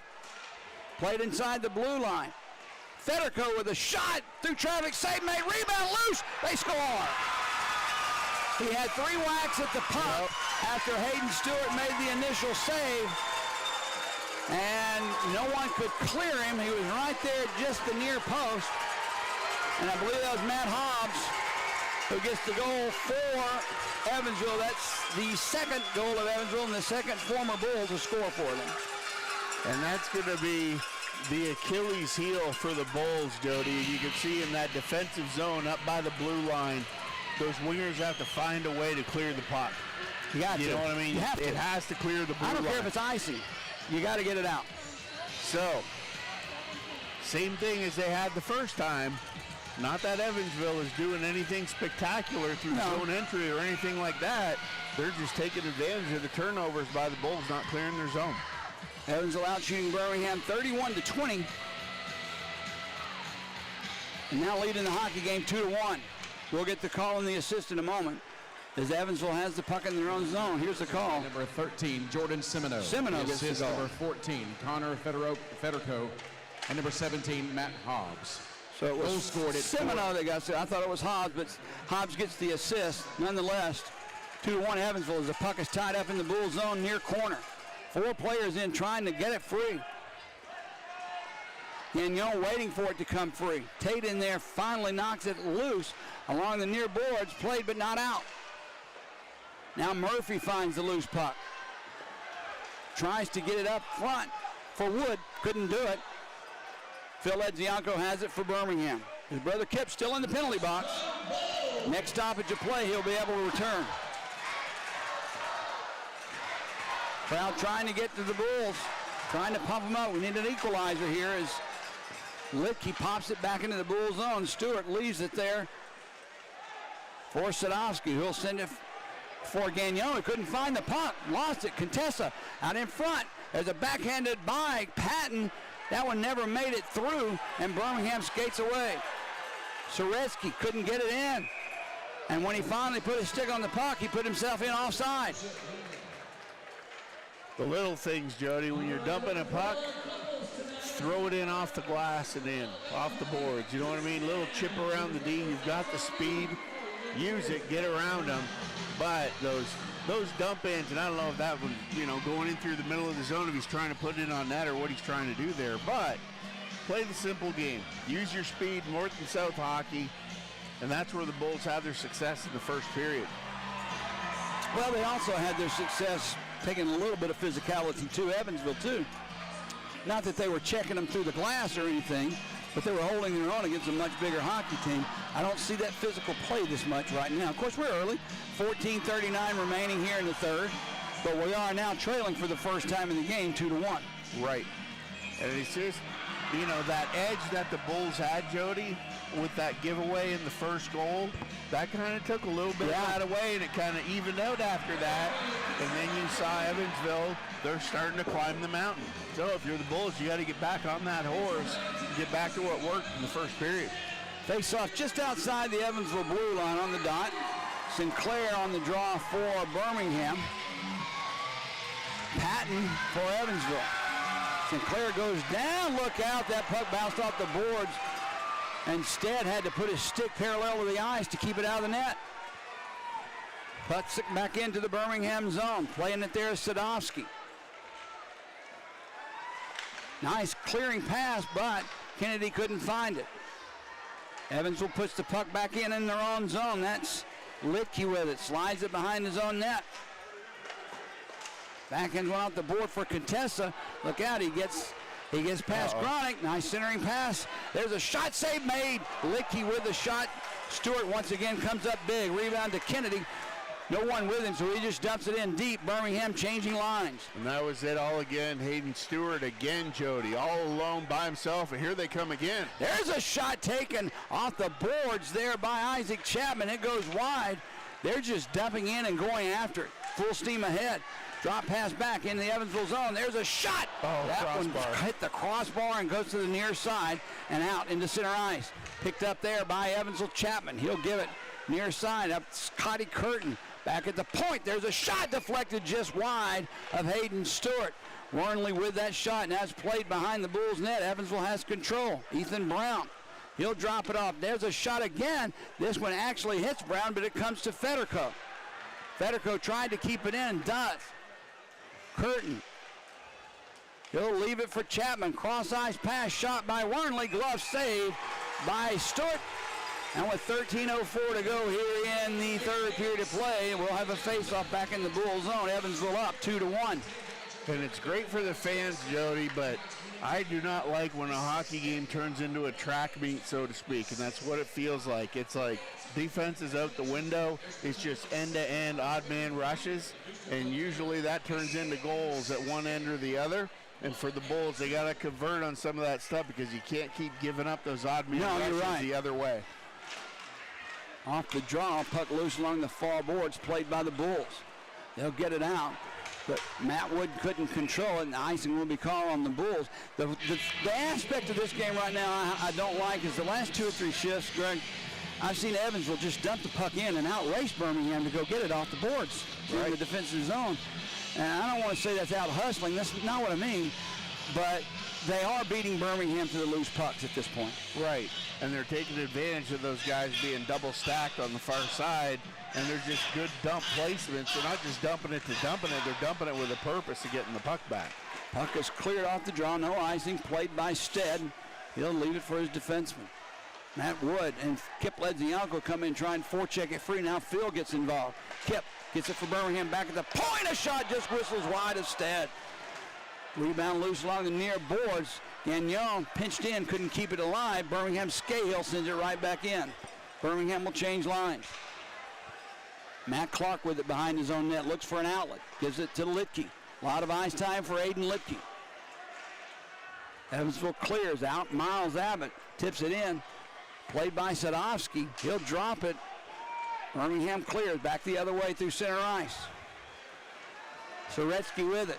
Tries to get around Federico. Does. Save made off the shoulder of Christian Stead. Rebound is kept alive by Dorsey. Behind the net, that's Sinclair looking for a place to go. He's hammered on the play. Puck comes free. That's Kennedy. Centers one for Soretsky. He misses. Dorsey's shot hit Litke in Birmingham. Has the puck at center ice. That's going to be an offside call. Is well ahead of the play as that puck escaped the zone with McGregor Sinclair. Wow. Good play there, following up. It's one of those situations, Jody, with Bulls coming back and Bulls going in. There was a little bit of confusion there at the blue line, and that's a smart play by the Bulls. by Kennedy to go in and touch that puck and get the whistle and slow this thing down. Off the draw, Bulls control, center ice. They'll dump it in. Played along the boards by Gronick. He has the puck. Down low, he centers one in front. Murphy had a chance at a second and save made by Stead. I don't think Murphy got all of it. A penalty coming up on Evansville. But Murphy had a golden opportunity, Greg, to get the equalizer. He just couldn't get all of that shot on it. Well, you see that line. Frolov, Gronick, and Murphy, they're buzzing down there, Jody. They know where each other's going. They've got a lot of chemistry for three guys that were just thrown together less than 2 weeks ago. You know, I was going to mention something earlier about the young kids and the way Birmingham's playing differently, at least physically, like we saw. Here's the call, the penalty. Curtin, 2 minutes for slashing. Slashing on Curtin. The young kids come in, they have no choice but to play exactly how the coaches tell them to play. 100%. Whereas the years past, you had a lot of veterans on this team that, I don't want to call it freewheeling, but, you know, they did their thing. Yep. Now these young kids are playing system hockey, and maybe that works out best for them. Off the draw, Birmingham has control. Sadowski fought the puck a little bit, gets it to Ledzianko. Back to Sadowski, return to Phil Ledzianko. A shot save made off the arm of Stead. Traffic in front. Matt Wood has the puck for Birmingham. Along the near boards, he'll swap places with Ledzianko. Wood has it. Backs away from Abbott, gives it to Phil Ledzianko. Back to Sadowski, cross-ice pass. Kip Ledzianko fanned on it. He had it lined up, but just missed. Played at the point, Ledzianko back to his brother Phil, Kip far side. Sadowski has it. Return for Phil Ledzianko. Gets past Sadowski, but he keeps it in. 1:15 to go on this power play for Birmingham, and a big one at that. Phil Ledzianko goes in deep. Back for Sadowski. Wrist one, looking for a deflection, goes wide. Birmingham keeping control of the puck, but not getting through to Stead at this moment as Phil Ledzianko has it. He coughs it up to Hobbs, who easily banks one off the ice, or off the glass down the ice. Hayden Stewart came out, Jody, looking to catch Evansville on the change. And he was thinking pass all the way. 100%. Birmingham has control. We're down to 44 seconds of power play time remaining. Scott sends it in deep. Forechecking for Birmingham. Soreski gives it far side. That's Karan back to Soreski, back at the point for Kennedy. Kennedy coughs it up for Scott, looking for a shooting lane. Sends one blocked in front, and that hurt Federico. He's still smart's getting up. Federico takes that centering pass though and clears. He'll come off the ice. I think that got him on the arm. We're down to 15 seconds of power play time remaining, and an icing is going to be called on the Birmingham Bulls. Yep, that one right off the ankle, Jody. He felt that one up here. But the Bulls buzzing down low, moving it. Evansville doing a good job getting in those shooting lanes and blocking a lot of the shots coming in for the Bulls here. So, just got to keep at it. 9:41 to go here in the second period.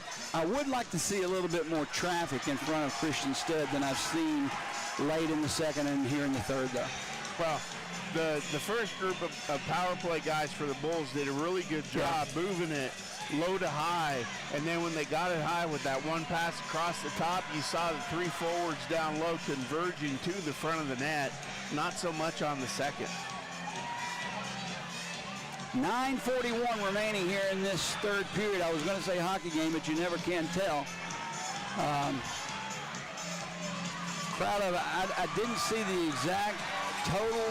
It was a very good crowd. I think I heard him say 3,500 and change. Yeah, I was going to say, if I had to guess, I'd say about between 35 and 37. I think capacity's 41 or 42, so it was a really good crowd, really active crowd at that. A win in front of this crowd would be absolutely phenomenal. They'll be back for sure. Face off 100%. To the right of Hayden Stewart. Played by Isaac Chapman sends it in deep. Evansville's about to kill this penalty, and they'll be back at full strength. And they are back at full strength. Birmingham will bring it in the zone as Soreski takes a shot, deflected well wide of the net, never really got all of it. Now Birmingham tried to get it back to Scott, bounces over his stick. Look out, Isaac Chapman's going to get there first. He'll bring it into the Bull zone. Gets past, or tried to get past one. He couldn't do it. Nice defensive play there by Karan. Philippe Caron just took a scoring chance away from Isaac Chapman. Scott, he loses the puck in front. Save made by Stewart. Behind the net, Ethan Brown has it, or maybe he just didn't get the shot off. Played along the far boards. Brown had it, lost it to Caron. Herrera has it now, and he'll backhand one through center ice. Here comes Murphy, the lone goal scorer for the Bulls.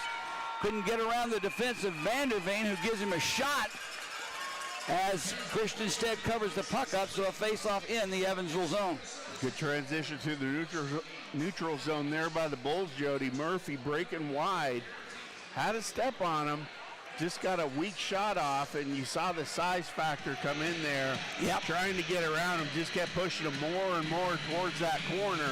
But he did get a shot off, and unfortunately it hit Stead right under the blocker and just stuck to his stick, so no rebound there.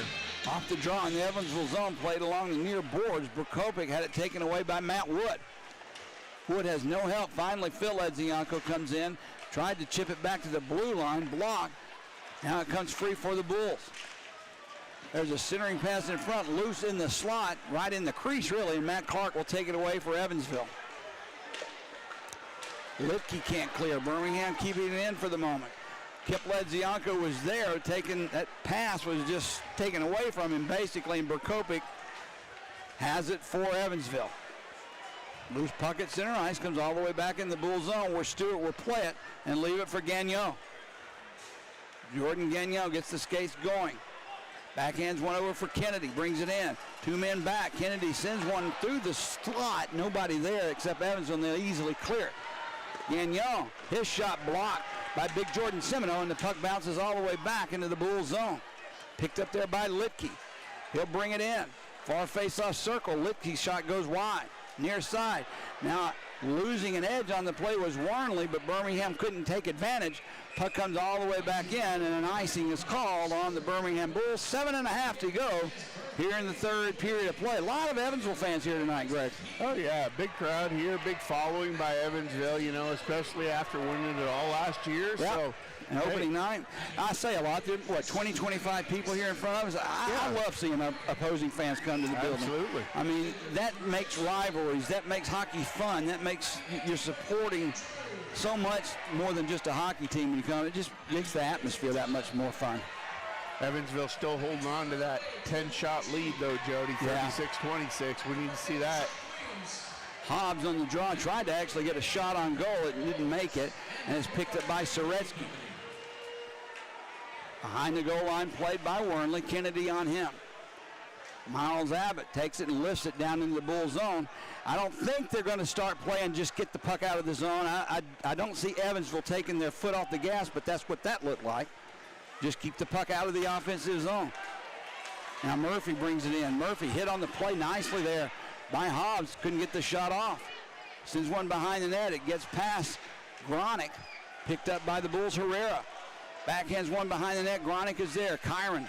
He loses the puck, though, taken away by Evansville. They can't get it past Murphy. Now McPhee delivers a hit to Murphy, and the puck comes back to center ice.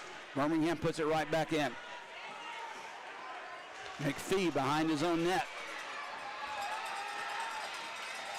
Played by Evansville through center ice. They just knock one in deep. Going after it is Ethan Brown. Phil Edzianko on him, but Brown has the puck. He'll curl around just inside. Centers one out for Clark. His pass was taken away, and if we can hurry, that's Michael Herrera with two men back. A hit was delivered, and I believe Herrera got the better end of that, but no scoring chance. And that's what it looked like it could have been. Now Birmingham starting to pinch and take some chances here. Phil Edzianko brings it in, puts the brakes on, far face-off circle. Near side, Scott. He takes a shot. Glove save made by Stead. With a little traffic in front, Greg, just not as much in the places that I'd like it to be. He saw the whole shot. Well, it's If Scott can get that one back, Jody, he might want to take an extra half second and set that puck down because he shot it. It was standing straight up on its edge. But good job getting the quick shot off. Yep. But it was just a riser, kept coming in. That feels like it's the first Birmingham shot in several minutes, though, Greg, that made it on goal. Well, it is. And you're talking about the difference of what Evansville is doing different. When they had that big onslaught at the start of the third period, they were sending 2 forecheckers. Now they're only sending 1. Off the draw, played behind the Evansville net. Soretsky loses it. Patton sends it out, and back comes Evansville through center ice. They'll just dump it in deep. Icing is going to be called. I don't know about that. I agree with Evansville arguing about it. I thought he gained the red line. It was close. But they'll bring it back. We'll take it. Face off in the Evansville zone. This one will be to the right of Christian Stead. 5:41 remaining here in the third. Birmingham trailing 2-1. But yes, you could definitely see, kind of like at the end of the first, where it felt like Birmingham was riding the wave there and we're starting to get ahead of Evansville just a little bit. That's the way it's starting to feel now here in the third. So good for the Bulls. Sinclair once again goes down on the draw but wins it. There's a centering pass out in front. Scott was there, just couldn't deflect it on net, and it's cleared by Evansville. Litke sends it right back in on Stewart, stick to side. Youngworth picks it up for Birmingham, plays it behind the net near side. Scott in his own zone. Gets it ahead to center ice to Kennedy. He gets past Litke, but 3-man, 4-man now back. An easy save, but that one almost bounced in. That rolled, it looked like off the stick of Stead. Now that puck knocked down with a high stick by Litke. Play goes on. Derek Contessa through center ice. Under 5 to go. Contessa just inside the blue line, loses it, picked up by Gronick. Near side, Froloff. Badine sends it from Murphy. Couldn't get that shot off as McPhee blocked it. There's a centering pass, no one there. It's kept alive at the blue line. That was, I don't know if it hit the post or it was wide, but it didn't go in the net. Near side, picked up. Centering pass. Kick to the side. There's a shot from just inside the blue line with Frolov in front. Stead goes down and squeezes it between the pads. Greg, did that last shot, did it hit the post? The side of the post. Okay, I thought it bounced off weird, but no one really reacted behind the net, so I thought, well, maybe I'm just seeing things. Well, they shot it, hit the side of the post, Jody, came straight up, and then it hit. You see those partitions behind the goal, how close they are. Hit one of the partitions. It took another wild bounce. And I'm telling you, between that and the offensive chances before that, earlier in the shift, that hit Stead's stick, rolled up the shaft of his stick, and was headed towards the back of the net and just found its way past the far post. Bulls putting on the pressure here with 4:32 remaining in this one. Last media timeout of the regulation portion of this game, at least.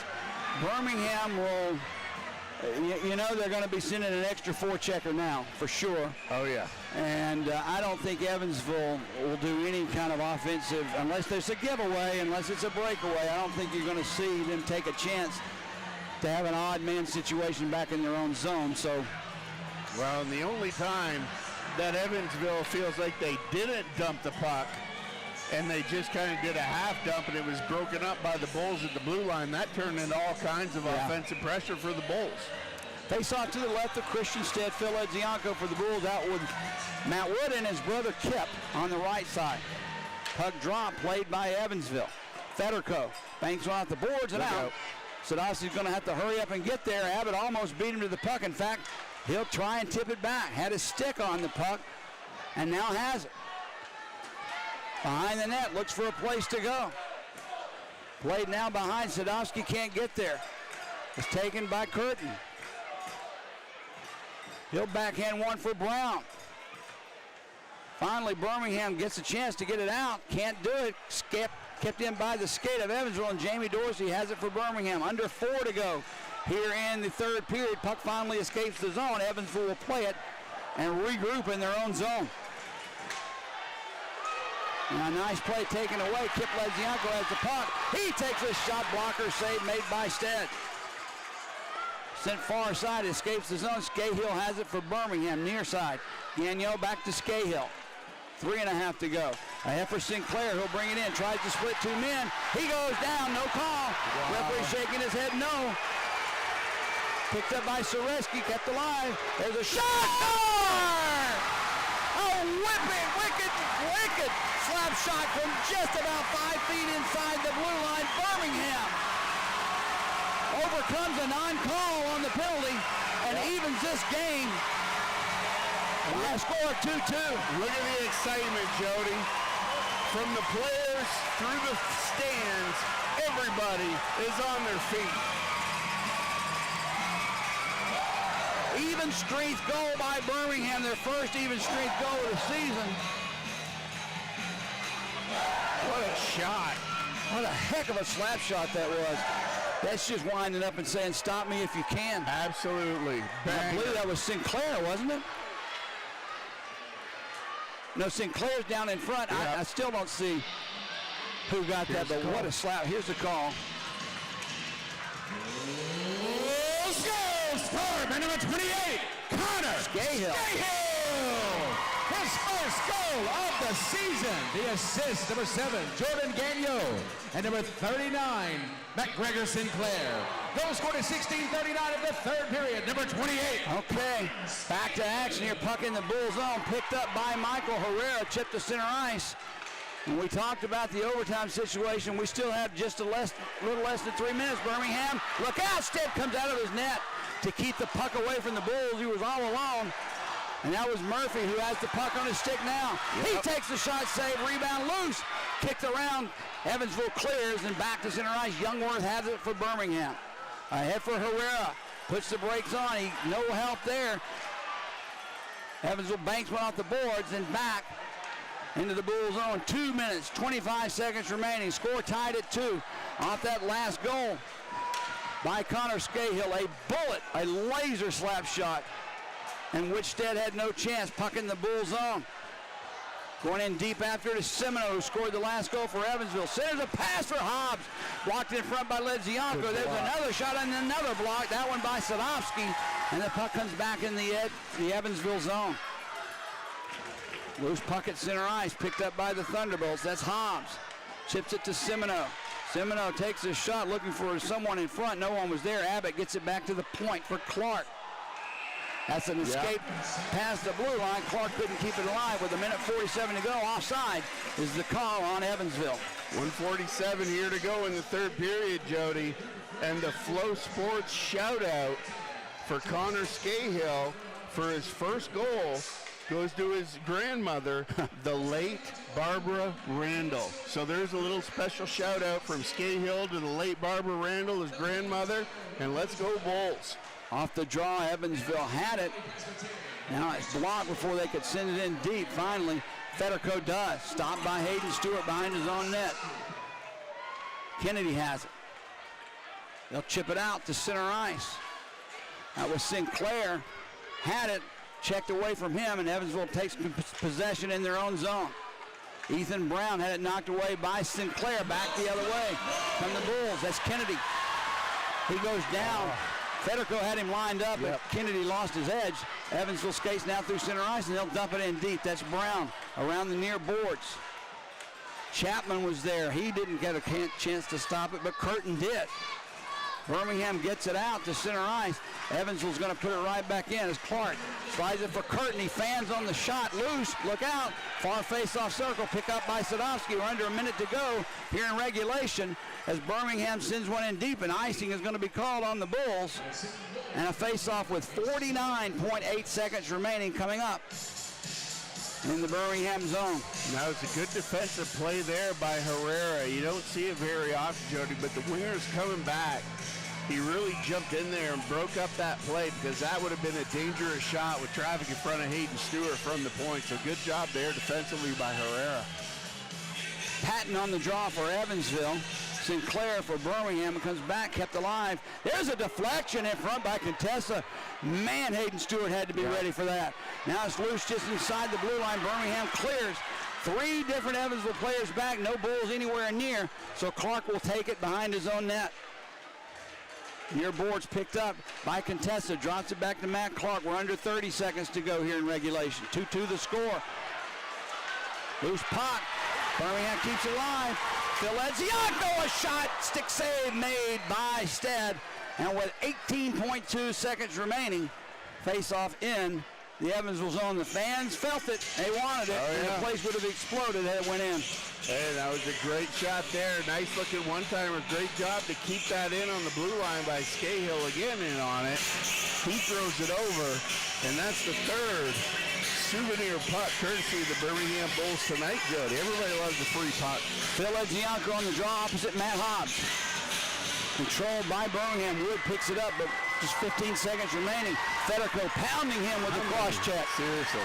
Just inside the blue line, kept in. Past Kip Edzianko. His shot goes well wide. We're down to 5 seconds. There's a shot deflected by Semino behind the net, played by Berkelpack, and that'll do it for regulation. And no sooner than we talked about the different rule changes for overtime, Greg. Here we are. Here we are. 3-on-3 hockey. And don't take the puck back in your own zone is the moral of the story. Once you cross your blue line, you got to go. You got to play actually hockey instead of keep away. Well, and now we're going to see, Jay, it's going to be interesting because of the change-up in the Bulls lineup and so many guys coming down from the coast in the last couple of days. I wonder if they're aware of the new rule change. Be interesting to see here. Well, the good news is you're not going to get a penalty for doing it, but the bad news is you got a defensive zone draw that you better control. I hope the communication between the boys has been there about this rule change, but like you said, if you come down from the coast, you never know. So, we will see, but yeah, and you talk about the importance of those face-offs, if it does come down, 3-on-3, there's a lot of room out there in that offensive zone to make things happen. You better believe it. It's one thing I've noticed that I want to see improve. McGregor Sinclair is very good on the draw. Beyond McGregor, it's hit and miss, you know? Your centermen have to be strong to win those draws, and Sinclair is. Between Phil Edzianko and I believe it's Soretsky, I'm not sure that strength is there yet. Does that make sense? And it's one of those things, Jody, that you talk about how Sinclair takes the draws. Yeah.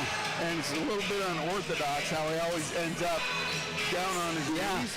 But the cool thing about that is that he always seems to tie up the other centerman in that, because that's the good thing about it. If you're going to do that, it's got to be a battle right down to the bear, and that's what he's doing. I like this lineup Birmingham has out for 3-on-3. Ledzianko, and Doug Scott. Oh yeah, you got such options back there on the backside. You got Scott, you got Gagnon, you got Karan, Curtin, Brown, and Berkelpack out for Evansville. Birmingham has control of the draw. In their own zone, Phil Edzianko will bring it. Look out, he almost dropped it back. Wow. Phil Edzianko brings in the Evansville zone, tries to get around Curtin, cuts behind the net. Wanted to wrap around. There's a loose out in front of the slot. Nice centering pass through his brother. But Berkelpack takes it away. Look out on the line change. There's a big pass, long pass down for Curtin. He had it, lost it. Scott takes him into the boards. Kip Edzianko takes it behind his own net. Tries to get away from Curtin. He couldn't, so he gives it to Scott. Doug Scott will bring it into the Evansville zone. No place to put it. Drops it back for Kennedy just off the bench. Curls away. Thought about shooting, and now he drops it far side for Sinclair. He's out with Scott. Scott's been on the ice the entire overtime. There's a real reel there to Kennedy, knocked down by Curtin. Loose puck far corner. Sinclair goes in after it, but loses it. Evansville has it. 4 minutes to go here in overtime. 2-2 the score. Late goal by Birmingham. Sent us into overtime, 16:39. Penalty coming up. Over and back. That's the call. Well, it's not a penalty. It's a face-off. Penalty face-off. So what do you call that? Altercation? No. Now Jeff Best, the head coach of Evansville, is really not happy about it, but relax. Got to stay up with the rules, Jeff, because that was definitely everybody on the ice called it. Amen. Face-off left of Stead. You got to win the draw, though. Soretsky pokes it to himself. There's a centering pass out for Matt Wood. He'll curl back into center ice. He couldn't control it. Soretsky brings it back in. Looking for a deflection from Wood. It gets past everyone. Evansville skated out. 3.5 to go. Played at center ice. They'll dump it into the Bull zone. Line change for Evansville. Look out. Miles Abbott picks it up. Has Hobbs in front. Abbott through the slot. Takes the shot. That one just goes wide. I thought it was in the net, but that was the tape on Stewart's stick. Clean up that line change there, Joe. Yeah. Phil Ledzianko gives it to his brother Kip, who will bring it in the Evansville zone. Far face-off circle. Drops it back for Phil. Hobbs on him. Stick goes flying. There's a shot by Sadowski. Kip Ledzianko cruising in front. Couldn't get a stick on the rebound. I'm not sure Stead knew where it was, but he was down on his knees, and the face-off will come up in their zone. So important, Jody. You talk about the importance of shooting the puck, and there it was. Yeah. Just kind of a delayed move, came across, shot on net, seemed harmless enough. But I'm telling you, Ledzianko almost inadvertently put in that rebound because Stead could not handle that hot shot. Kennedy out on the draw this time for Birmingham. He wins it on himself in front. Sinclair could not get his stick. All on the puck. He was all alone, too. He has the puck now. Near face-off circle. In front for Kennedy off his skate. Trying to maintain the control. He can't do it. Evansville coming back 2-on-1. Look out. Litke with it. Litke can't get away from one if we hurry and go 2-on-1. The other way. Here comes Kennedy. Gagnon with him. Slides it over. Gagnon. Shot. Save made by Stead. Wow. Look out. Evansville has the rebound, far boards. Two quick chances, both ends of the ice by both teams. Derek Contessa, lone man coming in, now has Lipke with him. Yep. Murphy rides him off the play, but Contessa has control. There we go. Now tipped away. If we can hurry, we can go 3-on-1. Here comes Murphy. Murphy has Gronick. Gronick cast it back to no one. Had a 3-on-1 and no shots on goal. We got to shoot the puck, guys. You've got to shoot the puck. Matt Clark has it under 2 minutes to go in this overtime. Phil Ledzianko on him. He'll give it up for Isaac Chapman. Chapman with Semino. Brings it in the Bull zone. Chapman a shot blocker save. Wasn't an easy one either by Stewart. Chapman has the rebound though. Youngworth on him. Behind the Bulls net, he sets up office. Isaac Chapman walks it out in front. Youngworth gets a stick on the puck and keeps him from shooting. Now Clark has it just inside the Bulls blue line in front. That one got through Stewart, but I believe he knew it was wide. They were looking for a deflection. Now the shot came right out to Stewart. Maybe it was a pass, but he got the mid on it and covered up. Semino was right in front of him, too, just waiting to see any kind of rubber that was laying there. And that's where you talk about that size coming in, Joe. You see Semino wasn't even near the net, but his stick was right there in the paint. He's got about a 9-foot stick on him coming in there. And Stewart had to be careful with that one. Just shoveled to the side of the net, right in that trouble area.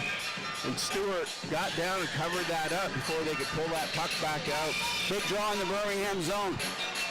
Ethan Brown loses, though. Birmingham has control behind their own net. Matt Wood, near side. He'll skate away. Federico back defensively. Wood brings it in to the Evansville zone, poked away from him, picked up by Evansville. And back comes Evansville. That's Scotty Curtin. He can't get past Karan. Matt Wood has it. Can't get it out. Finally he does. Soreski has it. Under a minute to go in overtime. Soreski with a man back. Slowly brings it in. Takes a shot. That was deflected. Nice defensive play by Federico. Birmingham changing lines. That one out of the reach of Federico. Sinclair catch up with the puck first in his own zone. Sinclair will bring it in. Drives it for Kennedy. Takes a shot. Save! Rebound was there for Sinclair. He just skated just past the goal line. Couldn't get the shot. Sinclair with the puck. Drives it for Karan. Hobbs on him. Karan out in front. Save made. Rebound loose. Still loose at the side. Now comes into the near corner. Excellent chance for the Bulls. Goes by the wayside. 20 seconds of overtime remaining. Picked up by Kennedy. Had it bounce off his stick. Phil Ledzianko has it for Birmingham and is in the neutral zone. Less than 10 seconds to go. Phil Ledzianko gains the blue line, couldn't get the shot off, and that's going to do it for overtime as the clock boils down zeros, and we're going to a shootout in game one of our season, Greg. Well, Jody, I will say that the removing that over and back stuff made it exciting. Definitely did. I mean, that was a nail biter. And you talk about 5 minutes of action-packed, end-to-end opportunities. Wow. I'm not a fan of 3-on-3 overtime hockey, Greg. I'm a hockey purist. Play hockey or tie and go home. But that is something I would like to see based on the last 3 years of what we have seen. Please, that's actual hockey being played right there. 100%. And so important. That'll be something too, Jody. You're going to have to practice that in practice. Yeah. You're going to have to work on some 3-on-3 stuff and doing that because there's so many different opportunities that you can see that are like, okay, face off down here, 3-on-3, what's our play? It's like football. Call a play when you go in for the draw. You do an over-under, who's going what. You saw the Bulls doing a great job down here with the high cycle and the little drop pass. Murphy getting open in the slot, having a good shot down low. Puck off pad with Sinclair driving in on the rebound lane, and they just couldn't pull the trigger. So we'll go to a shootout. Isaac Chapman, first shooter for Evansville, takes the puck at center ice, swings wide, right, comes down through the slot, takes a shot, post. That one hit the side of the post. I don't think it would have went in the net. Stewart had him play perfectly. Great job by Hayden Stewart there. He came in. Little delay on the speed factor. Stewart stayed with him, gave him nothing. Phil Legianco, first shooter for the Bulls. Picks the puck up. He'll stay it wide right. Almost lost the puck. Now through the slot. Looks for a place to go. Score! Phil Legianco drew it back forehand, backhand, and nailed it with that wrister. Low right side. Birmingham takes a 1-0 shootout lead. So hard on a goalie, Jody, when the guy comes down and loses the puck like Legianco. That's what they're discussing, I believe. It doesn't matter because the puck maintained its forward motion. Right. The momentum was there. It did not go backwards. 100%. All right, here comes Licky, the former Bull. He'll be the second shooter for Evansville. He'll swing left side. Comes down through. Backhand. Wide. Great job by Hayden Stewart there. Played it perfect. Licky came around, showed on the forehand, went to the backhand. Stewie was not fooled a bit, stretched it out, and the shot goes wide. Sean Kennedy, the next shooter for the Birmingham Bulls. For the win. Kennedy skates wide right, now slowly through the slot. His shot goes high. That hurts my heart, Jody. Through 2 rounds, Birmingham up 1-0 in the shootout. Ethan Brown, nifty hockey player for Evansville. I've been impressed with him tonight. He'll be the next shooter for the Thunderbolts. Very good hockey player.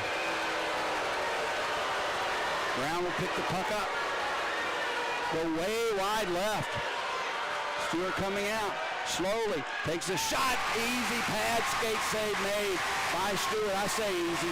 I couldn't have done it, but he made it look easy. No, you don't like when they do that slow stuff. Going outside, coming back in. It's like, hey. It should be treated. You should treat the shootouts as a breakaway. Get the puck and go. Yep. They should put a chaser on the blue line and make it real interesting. Parker Soreski, next shooter for Birmingham, the third for the Bulls. Soreski goes left. Looks for a backhand of Wister. Yes, off the post. He had him beat. Held on to the puck as long as he could and then sent that shot in forehand, but Christian Stead, I guess, cut the angle enough off and the post was hit. Here comes Scotty Curtin, fourth shooter for Evansville.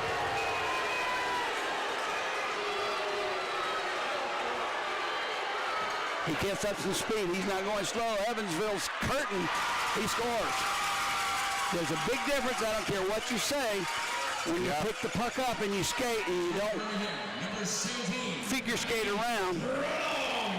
He gets the shot off, and through 4 skaters, Evansville, this will be Birmingham's 4th skater, so we'll see what the score is after Vadim Throwoff takes the shot for the Bulls. As I said, he scored goals last year in the Fed, and he'll cut wide right. He gets up some speed. Pad save made by Stead. He laid down prone on the ice and got that big left blocker out and made the save. They looked to see if it actually crossed the goal line, and I don't think Stead was sure of it either, but he did not. It did not go in the net. He kept it out. Through 4 shooters in this shootout, we're tied at 1. Miles Abbott, next shooter for Evansville. This will be their 5th. Abbott cuts left. He again gains speed, takes a shot, score. Stewart had the initial save, but it trickled just under him. And Abbott forces Birmingham, Kip Ledzianko to score here, or Evansville takes the extra point. Birmingham does get at least 1 point for this, but it'd be nice to take 2. Kip Ledzianko has it. What's left?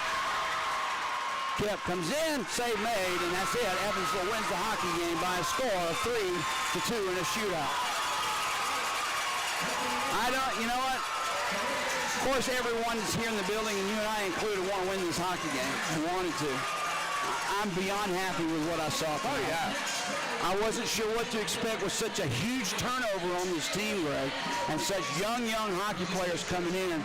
But what I saw, at the very least, makes me know we're okay. Oh, 100%, Jody. I mean, you're talking about the reigning champions who came into your building with their entire core and plus some new additions in.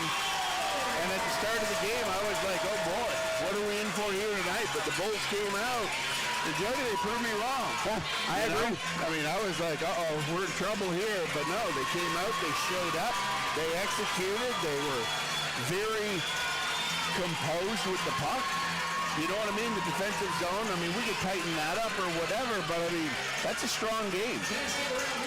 Well, it's a nice one to build on. It's a tough one to take when you can't get that extra point. But still, now these young players can look in the mirror and say, okay, I can do this. I can play this game in a professional building. I don't care what anybody says.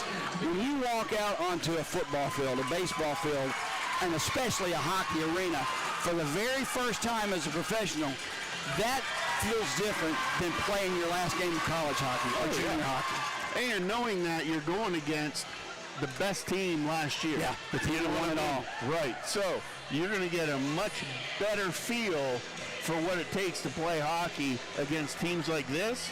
And if you come out with the Bulls and you have the performance that you had tonight, we're going to be okay this year. Next hockey game Birmingham will face will be right back here in this building a week from tonight, Friday, October 24th, as the Macon Mayhem come to town. And we'll try and get our first win of the season. We do escape with 1 point. Evansville gets out with the extra. Evansville's next game will be the same time next week on the 24th. They have to go to Quad City, so they start the year with 2 games on the road. Birmingham has 2 games next weekend. One at home Friday night to Macon, and the next night, Saturday night, they'll go to Pensacola. So, well, Greg, like I said, and you said as well, we weren't sure what we were going to expect with such a young lineup and a huge turnover, but I'm happy with what I saw. Just wish we had the extra point. It was fun. It was a fun hockey game to do tonight. Definitely. Hayden Stewart delivered, Jody. Was exactly what we needed back there. Kept the Bulls in the game. I really liked the defensive core. You know what I mean? They're not slow. They're quick on the puck. They have a little bit of offensive jam mixed in, which always creates for offensive excitement. And the forwards, hey, they didn't back down. They were outsized, but they hustled. They took hits to make plays. And how many puck bounces off the side of the net, off the post? And yeah, it's a game of inches and centimeters at some points. But, hey, for the Bulls, tonight's a win. Oh, I agree. I agree. Tonight was a win in my eyes. We didn't get the extra point to prove it, but I'm very thrilled with what I saw. Okay, Greg, that was fun. After 181 days without hockey in this building for the Birmingham Bulls, we come back tonight and get a point. And a very hard-earned one at that with the defending champions in town. So that is the way it is. Final score, once again, from the Pelham Civic Complex, the Birmingham Bulls lose a close winning shootout to the Evansville ThunderBolts by a score of 3-2. Enjoyed it. Thanks for joining us, everyone. Until next week,